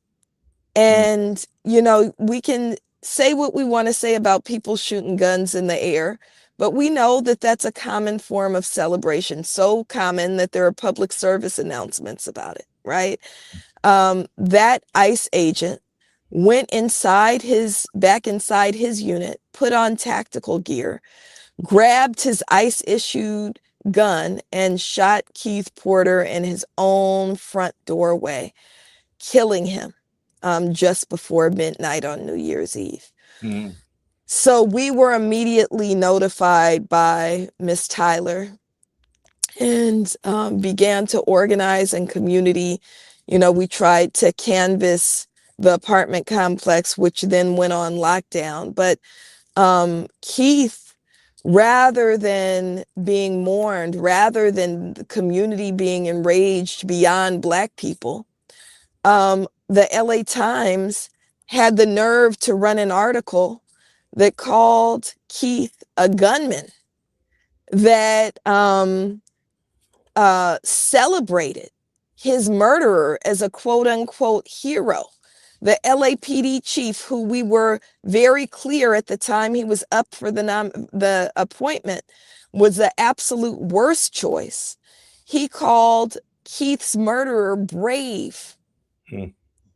And so it's on Black people. When we say we keep us safe, it's also on Black people to fight for our own lives. The Sister Renee Good, I want to be very clear that we called, and movements before ours have called on white people to be fearless allies, to be accomplices in the work of Black liberation. And I'm grateful that some of them have stepped into that. And it seems like Sister Renee was one of those. And when I saw her murder on social media, and my heart still breaks. I know she's a mother. I know she has 3 children. That's right. And it's horrific what happened to her. And I'm grateful that there's uprising in her name. And there should be the same uprising in the name of Keith Porter. And we have to make sure that as we mourn and rage for Renee Good, whose name seems befitting of who she was, right? She seems like a truly good human being. That Keith Porter was also a good human being whose loss resonates. You know, his mother was before City Council this morning, and it took one of our courageous comrades who was not Black. We have 3 Black members of City Council. Los Angeles has a Black mayor. Not a single one of them have spoken out in honor of Keith Porter. It took Ionesis Hernandez, who comes out of some of the progressive organizing that we've been doing in the city, to say, hey, Black Lives Matter Los Angeles, are you able to get Keith's family and come to City Council this morning, because I want to use my role as City Council member to open the session in Keith's name. And so we did that this morning. Tomorrow we'll be in Carson along with Keith's community and family. Compton keeps saying he lived in Northridge, but he belongs to Compton. So we'll be there. And then tomorrow morning, we'll have Keith's family on our radio program on KBLA On Tuesday, we'll be mobilizing to the LA Police Commission to demand, because the ICE agent who killed Keith still hasn't been named, hasn't been arrested, and now they're saying it could be years before they even consider a prosecution. This person, this man, we know he's a man, is a danger to the world. He's a danger to Los Angeles. He's a danger to his apartment complex. He's a danger. He must be named, arrested, and prosecuted. And that's one of the things that's being demanded by his family and by community and organizers here in LA and around the world. Let me just do this and pivot in this way, and thank you for that, because that's in the mouth and the madness of mainstream media. Of course, we got the demonization or the minimalization, and none of what you just described and are talking about. And we need to be those voices for our folks when we come under fire as they did, and that deepens the atrocity with that depth of determined, no kind of accountability even possible. That's just crazy, right? But that's the time that we're living in. We need to be able to be real with our people and preparing them for what it is that we're facing. Now I want to shift, because Melina has joined the ranks of media workers too, with this column that she's got, right? And she's dropping bombs, okay? And all of us were quite taken with the organizational work that our young brother did in New York to out organize the wealth of New York City and the corrupt democratic machine of New York City, and become mayor of New York. And I'm coming both to Makani and Melina on this, because Melina also just dropped a very sound very pained the way you did it. It was very tactful, but clearly very pained, in talking about a mayor that has been a bit of a letdown, right? So let's talk about this tale of two mayors, right? And why why they matter in their differentness, in ways that we need to be paying attention to in terms of the electoral front and fighting on that particular front. Makani, let me start with you, because you've got some a handle on Mr. Mandami that some of us don't have, right? And then we'll come back to Melina and lift up what she did around Karen Bass and why that's just as is relevant. I'm not sure if I have a handle, but, I think living in Jackson, we've gained some insight on this project of people's governance. We had a hard, devastating loss, last July.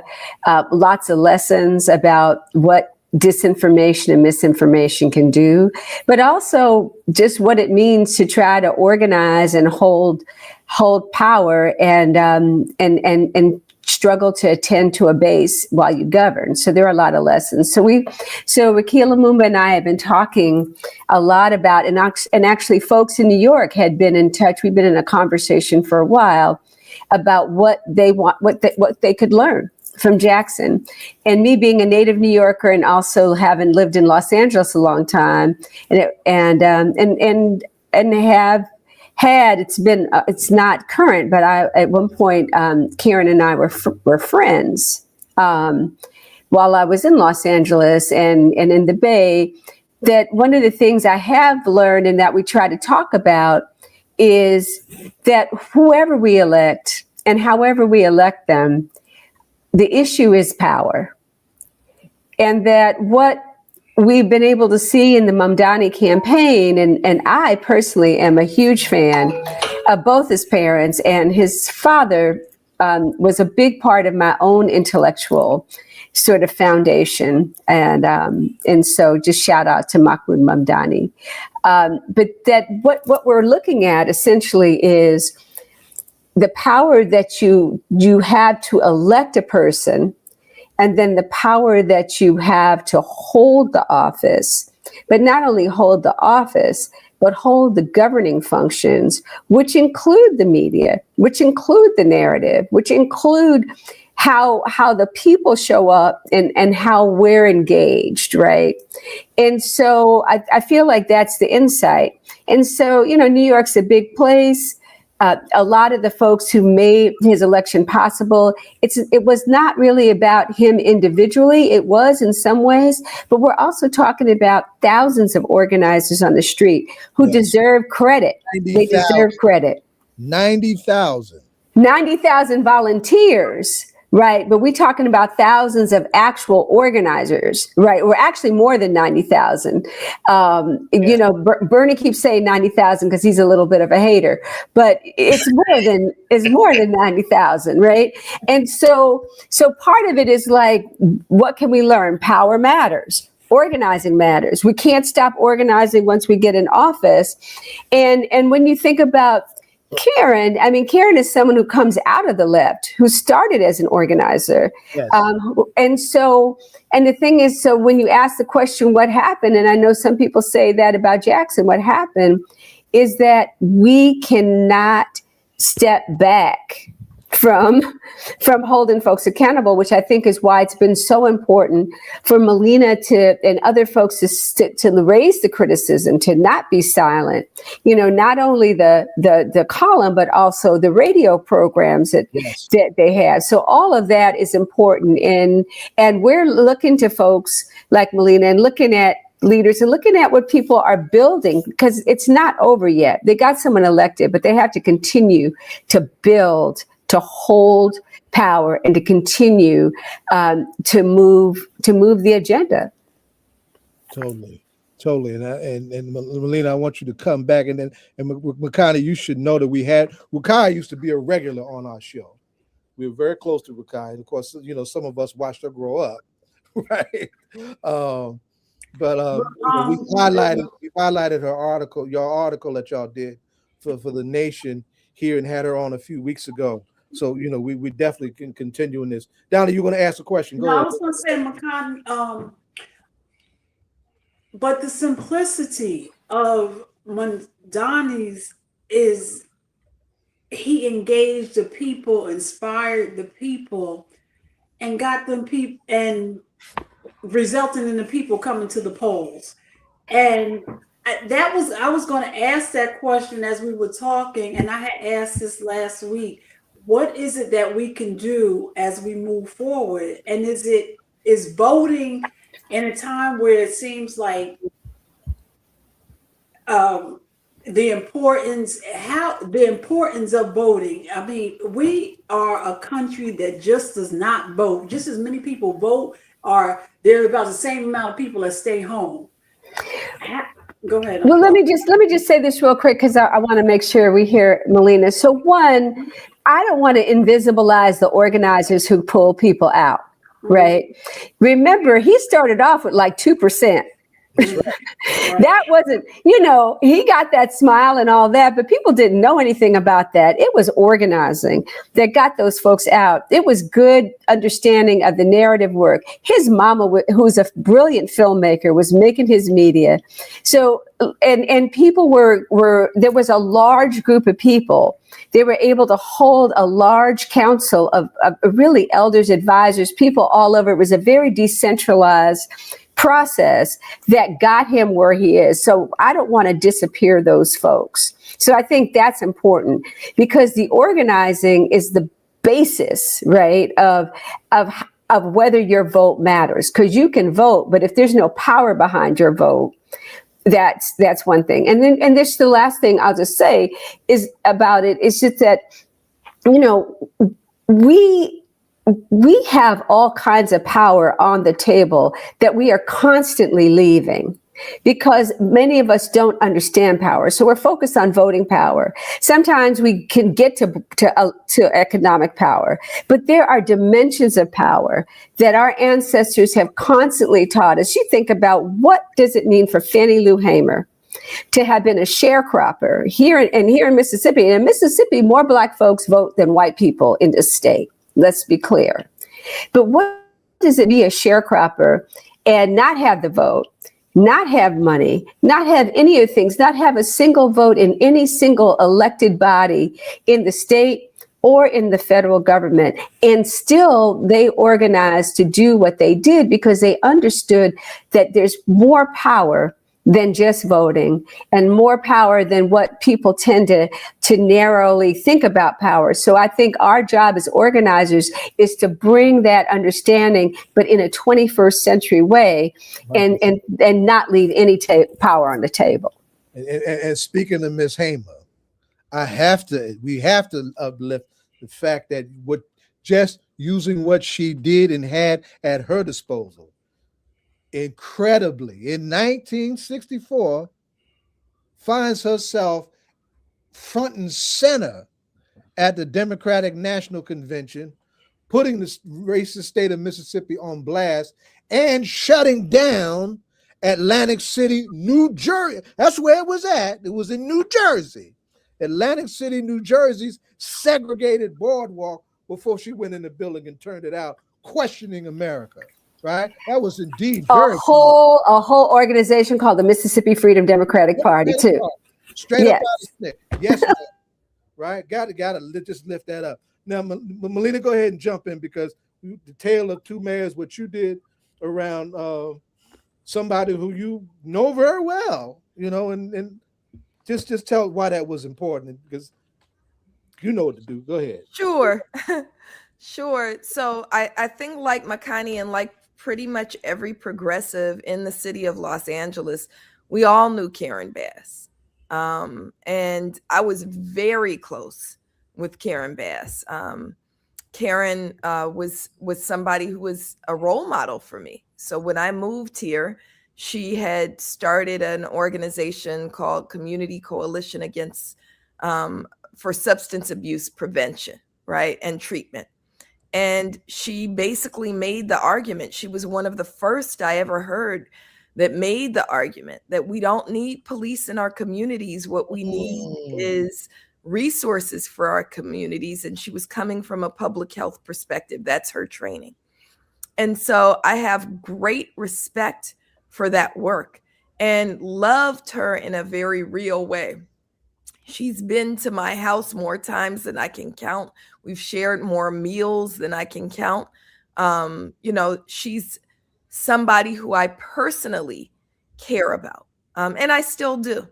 But what's happened with her political ascendancy is, I think, what happens with a lot of people who run for office and then see their importance. They begin to see their role as holding on to office as more important than the agenda that is crafted to uplift community.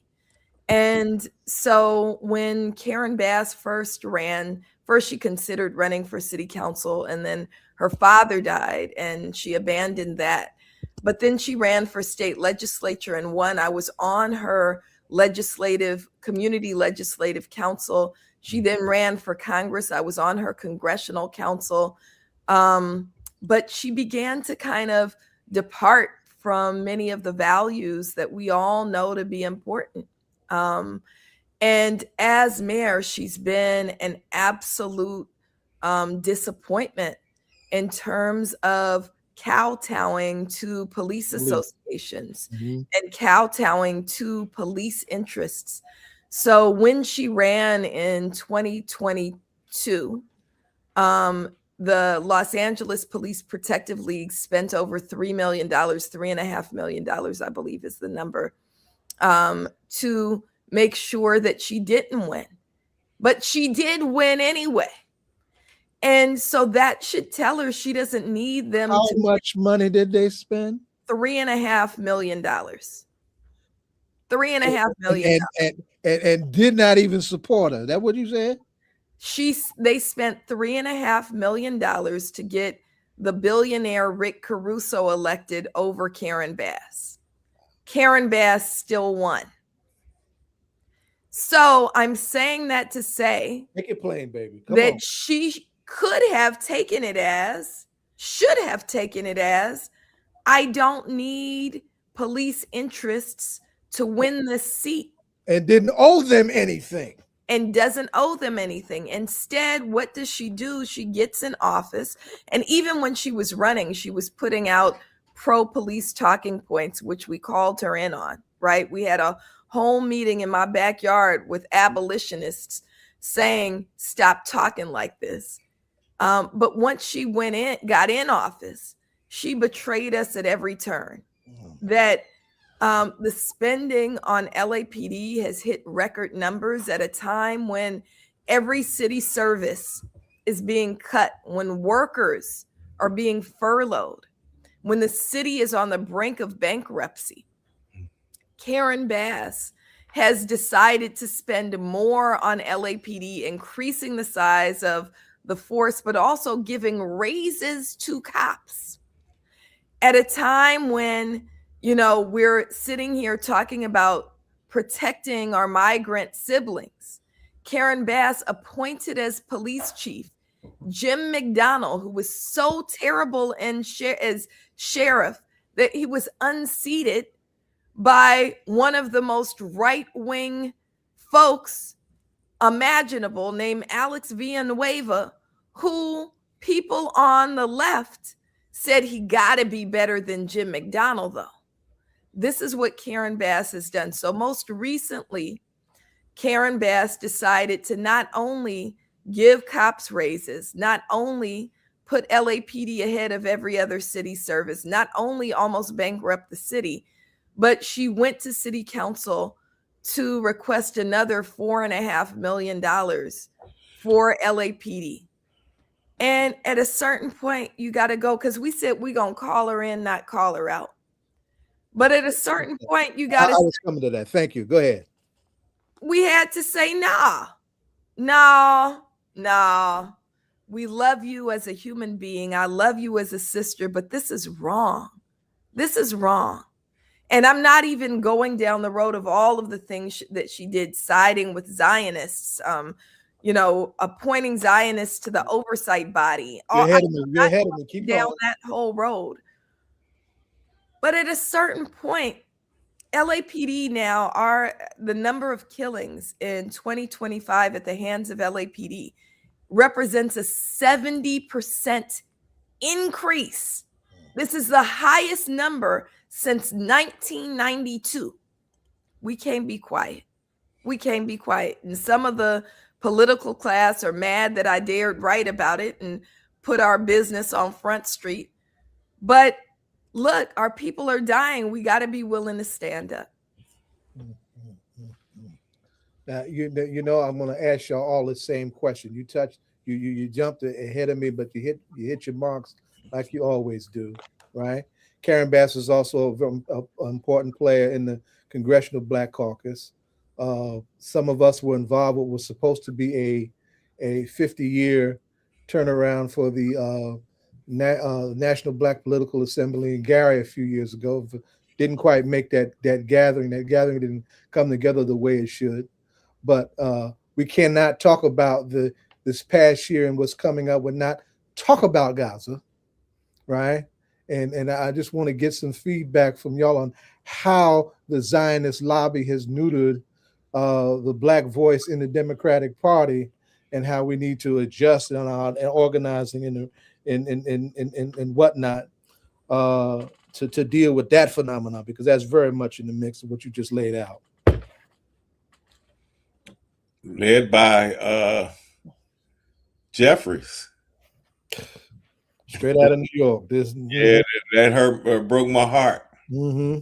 But I will say this. I mean, of course, that the impact of the Zionist lobby still exists, but I haven't seen this much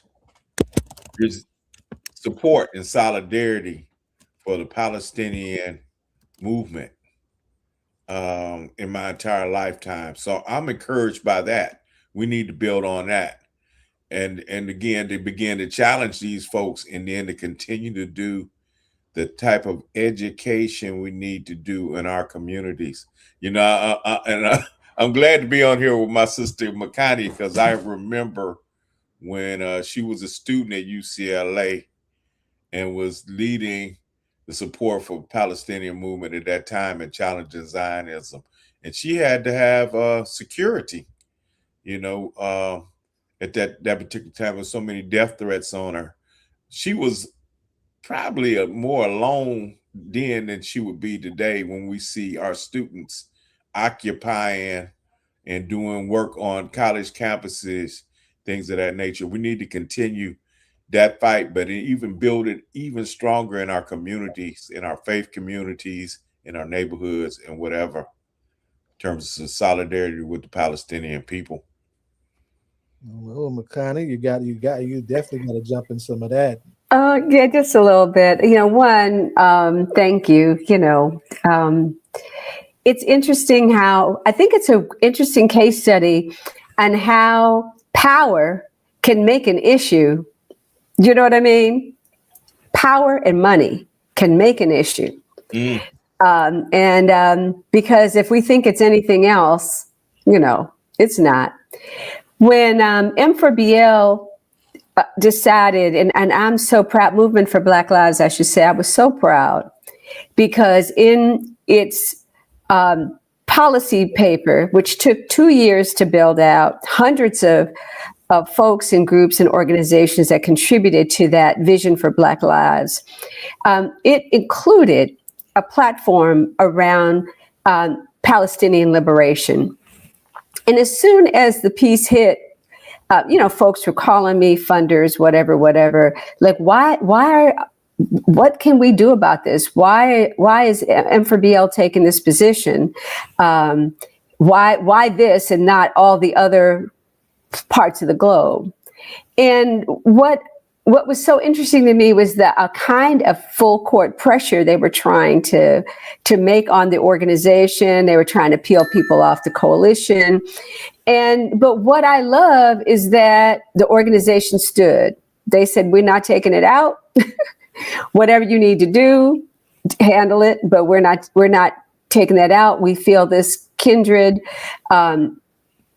solidarity with the Palestinian people. Folks have gone and they visited, and I am particularly proud of my biological brother, who is also my political and spiritual brother, Robin, who has been a real leader on this issue.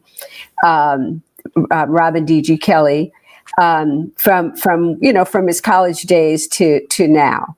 And so I agree with you, AK, that definitely there's more people who understand it. The solidarity and organizing has been slow, but there are more and more people who understand it. The ability for us to have media where we are talking directly to each other and not through like the New York Times and all of that makes a big difference. Thank you. Melina, what say you? I mean, I'll just co-sign everything that was said. And I'll say also that who I'm most encouraged by, absolutely the people who laid the groundwork. I mean, it's really important to uplift that. And I draw my greatest inspiration from these young people. That these young people have been phenomenal. Students for Justice in Palestine has been phenomenal. I'll uplift my own child who walked by in the background, who's been on the forefront of this fight. And they would say, Tandiwe would say, Palestine resonates with us because as Black people, we know what it's like to live in open air prisons. We know what it's like to have our families separated. We know what it's like to have our lives devalued and be completely dehumanized. And so I'm so grateful that these young people have decided. My niece was one of the students at Columbia who sacrificed her degree in order to stand up. She was a senior, graduating senior. And when the students took over the library, Columbia University rounded them up. They immediately removed them as students. She was unhoused because she was living on campus and she was blocked from getting back to her dorm room. But there are long-term sacrifices that these young people are making, and they say it's worth it. It's worth it. And every time you say, look at what's happening to them, they say, look at what's happening to the Palestinians. And I just think that it gives me tremendous hope, because there's a radicalism there that comes from, yes, go ahead. I'm sorry. Yeah, that comes from, solidarity with Palestine and translates to everything else. Right. And I'm just really, really grateful that that's a moment that we're living in. That's part of this moment that we're living in, that there's fascism, but there's also a fierce resistance. Yes. And I wanted, one of the things that happened last year, and this was my local test to the Democrats here around this question, is when our young brother was captured as a part of the flotilla movement Solidarity.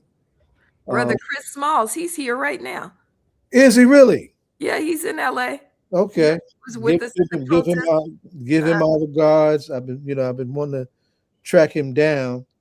But some of us made a point to reach out to our elected officials, to express their outrage and to demand the immediate release of this young Black labor organizer who was doing no wrong to no one, no harm to anyone, just being a great human being and doing what we need young people to do if we want them to live in their best light, trying to make this world better. And the silence in New York State and the state of New Jersey was deafening. Right. Deafening. So I just, we need to put a pin in that. Now we're starting to wind down. Makani, I want to come back to you about little brother Mandami's parents, because he does come from incredible stock. I want you to talk about his father's scholarship, what he writes about and what he's an expert on, and why that is also important to informing us and informing our young about this historical moment.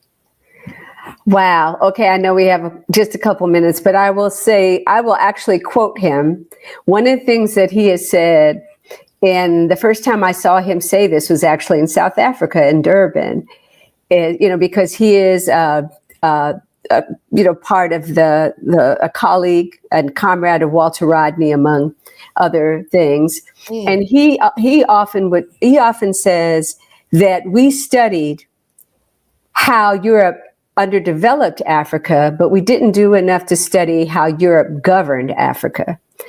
And for me, as someone who my own work and study focuses a lot on policy and this intersection of policy and narrative and how we're governed and what it means to govern. So the books that you got to read is When Victims Kill, which is a breakdown of how imperialism created the Rwandan massacre. He has a new book out, and I'm drawing a blank. I know it's somewhere close to me, that it's all about Uganda, where he's from. And so I'm just saying, just look up his name. He also wrote some incredible things about Islamophobia and how it's shaped. You need to read him, because one of the things that he pioneered is this interrogation of indigeneity and how imperialism uses ideas about who's indigenous and who's not to sow division and violence. So much. And I think in terms of what's happening in the governing project of New York is that understanding and deep analysis about how people are ungoverned and misgoverned, and then what it looks like to build that governing space, which is another thing that he has studied, alongside his mother's amazing gifts as a storyteller and a filmmaker. Can't lose. Very good. Good stuff. Like, who knew Mississippi Masala was like one of my all-time favorite movies? That's right. Oh yeah, you know what? And let me just say this very quick thing. One of the things we didn't talk about that happened in 2025 is that a lot of our people were in deep misery. between climate crisis, food cuts, all those things, but yet also our people rose with mutual aid. We supported each other, and I want to just lift that up.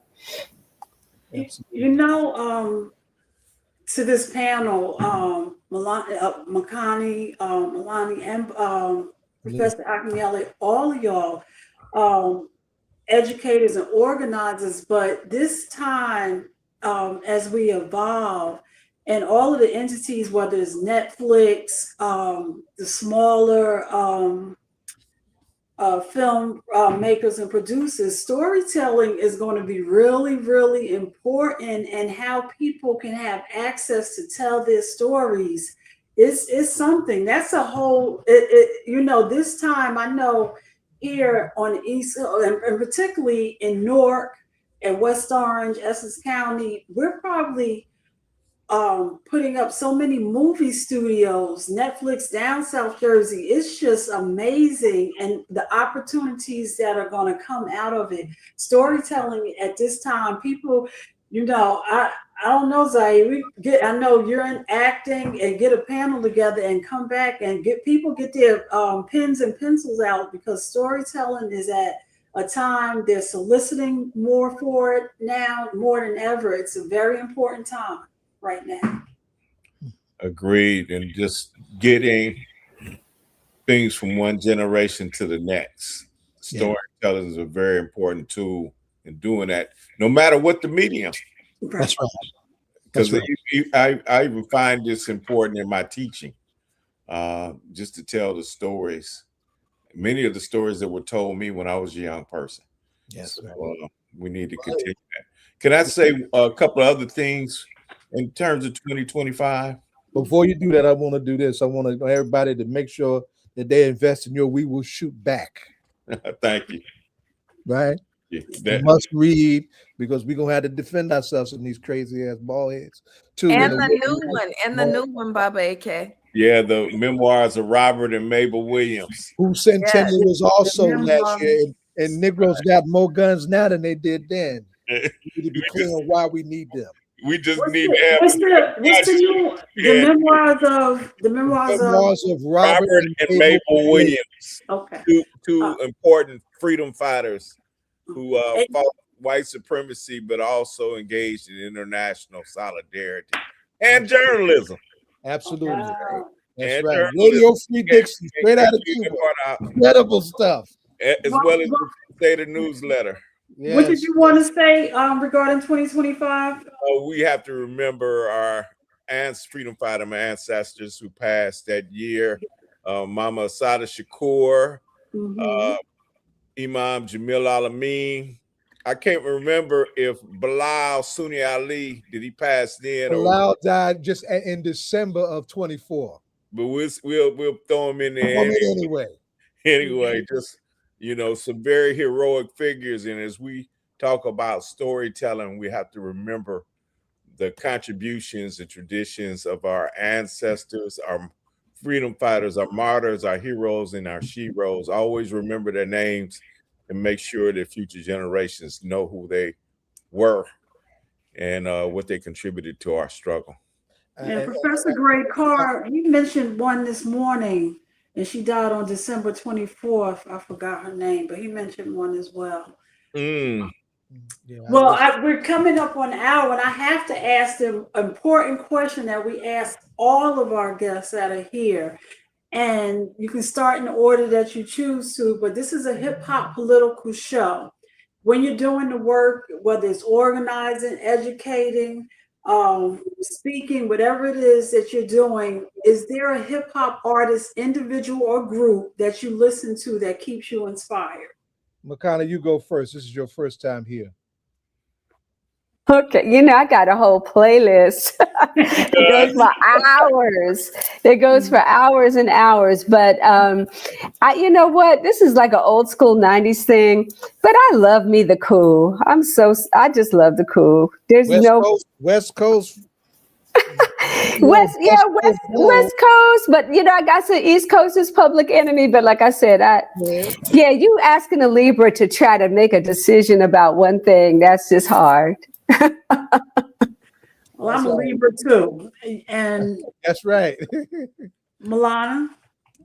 Melina. Melina, look, I love Makani's reference to the coup because I'm from Oakland, and that fat cat's bigger fish. Oh yeah, that's telling it.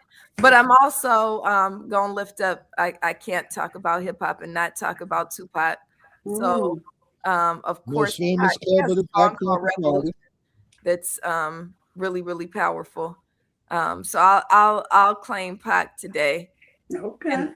We want to put a pin in the fact that tomorrow on your show, this is not a drill on KBLA, out of Los Angeles. That Robin DJ Kelly is also going to be one of your guests, and that's 8 o'clock your time, 11 o'clock our time, and they can be listened 8 to to online. 10.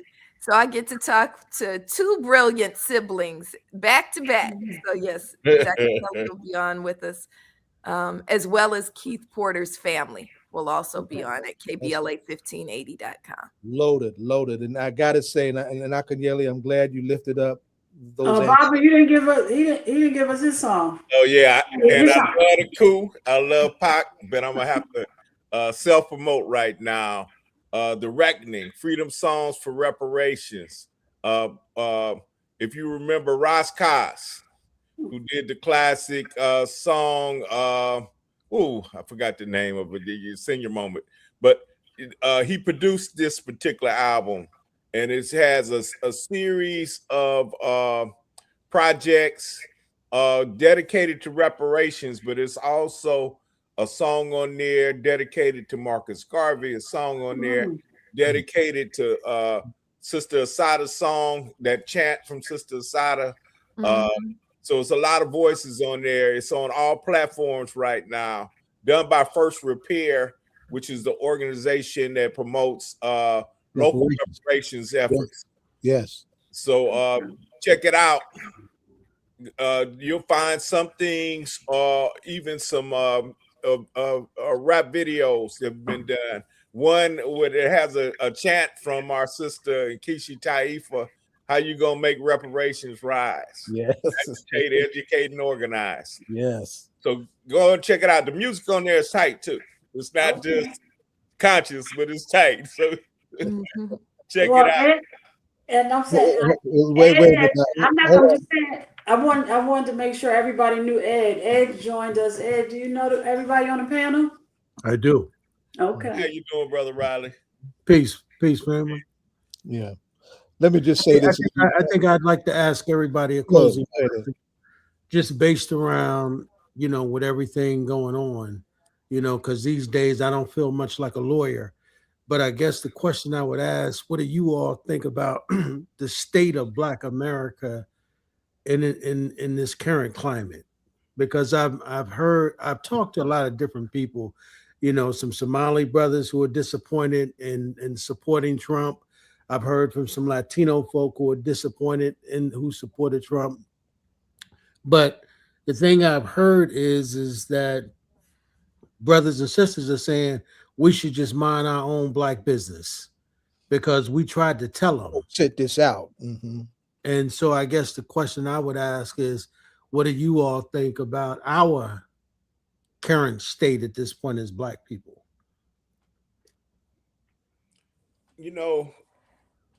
We just talked about how these young folks gave us hope in their struggle around Palestine. And as I talked about this album for reparations, there are over 100 local reparations initiatives around the United States. And that's come from activism from our community. So, we have, as, was mentioned, we have some Black political leaders who are aligned with our enemies, aligned with our oppressors. We got some sure enough Negroes going on, many of them who were misled in supporting or not voting, that allowed the Tangerine terrorists to get in. At the same time, there's activism happening.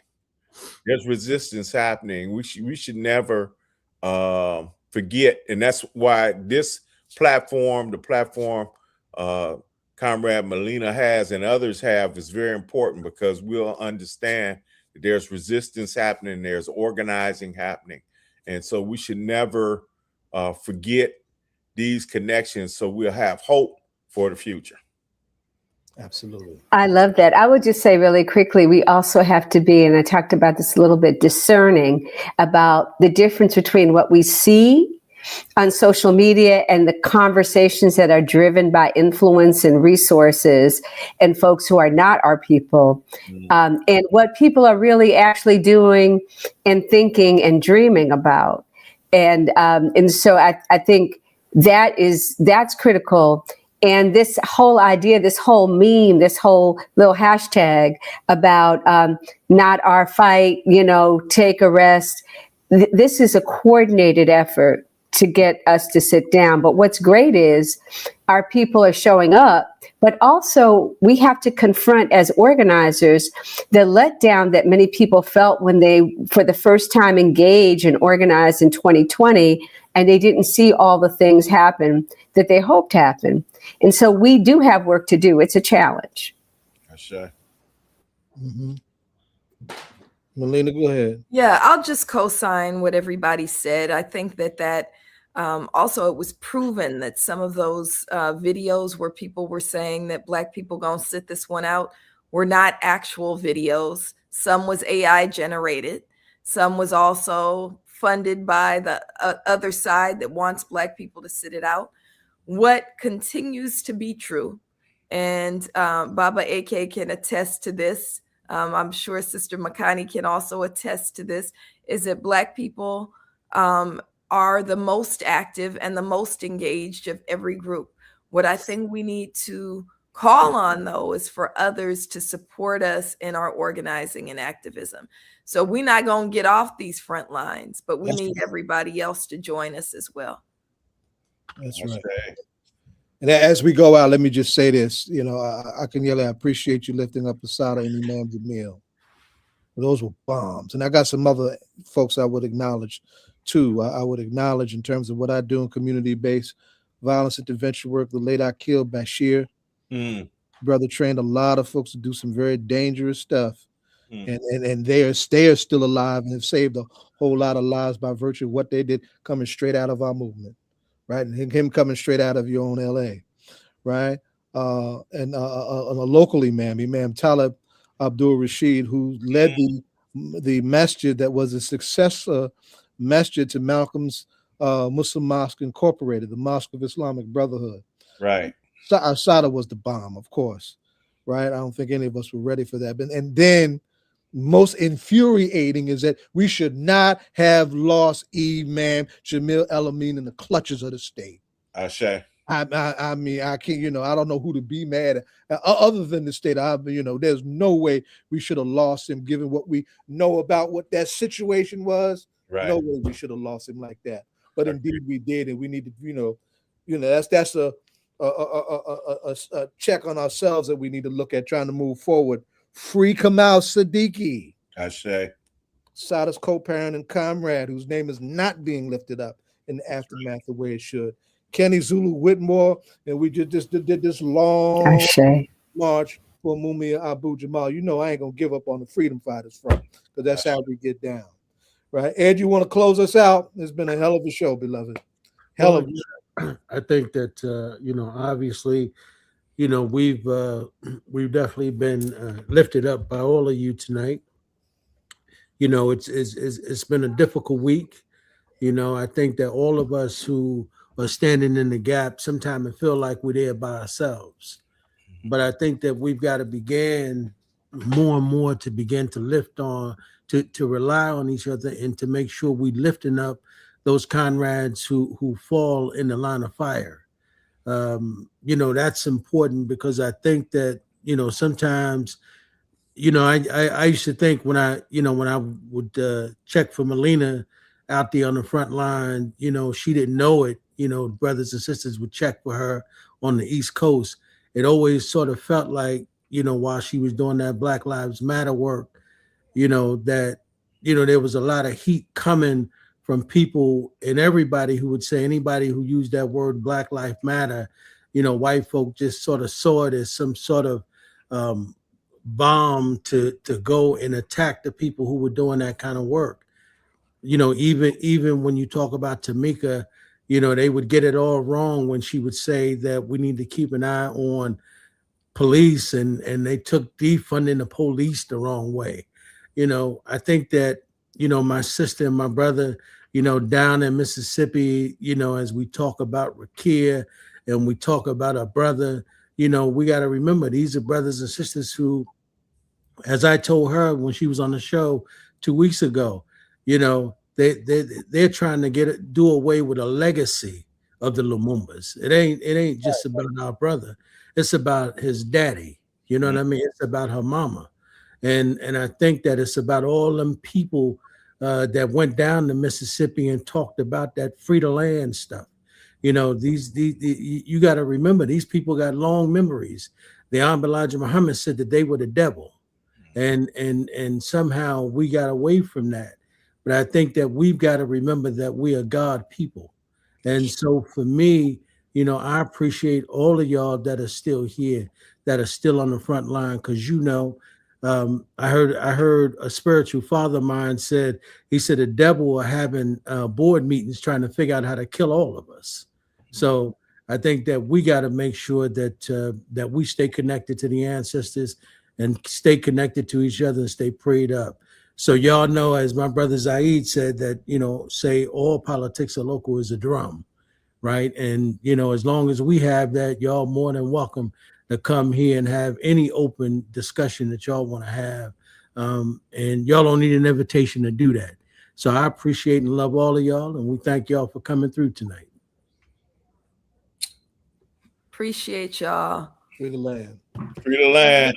Free the land. Free the land. Free the land. And before we sign off, I just want to mention that I see that Minister Hawk, he's going to be doing a discussion on how to overcome depression during these days. And it's going to be on January 11th at 6 o'clock p.m. And I just wanted to highlight that. Is that at the mosque? It's on Ferry Street. I'll send it to you. It's at 498 Ferry Street. I think that's the mosque address. Yep. Okay. All right. Yeah. So, We'll post it. So just send it. All right. I'll send it out. All right, y'all. All right. We want to thank everybody for tuning in tonight. Of course, my name is Ed Riley. The brother up top is our brother Zaid Muhammad. And of course, the sister down the bottom is Donna. And we thank all of our guests. Zaid, you want to do the honors to thank everybody personally? Wow, that was a lot. I got to remember. Everybody. Safir Jenkins for over 60 years of Frontiers International and their 50th MLK celebration on January 19th. The profile of Casey Melvin, a young stand-up brother doing some incredible work in Paterson on the community-based violence intervention front. Obi Egbona Jr., who gave us a lot on the Pan-African character at this particular moment that is important to appreciate, and who you have in front of you now. Baba AK, it's an AK-47, right? Shooting back Baba Akinyele Umoja, right?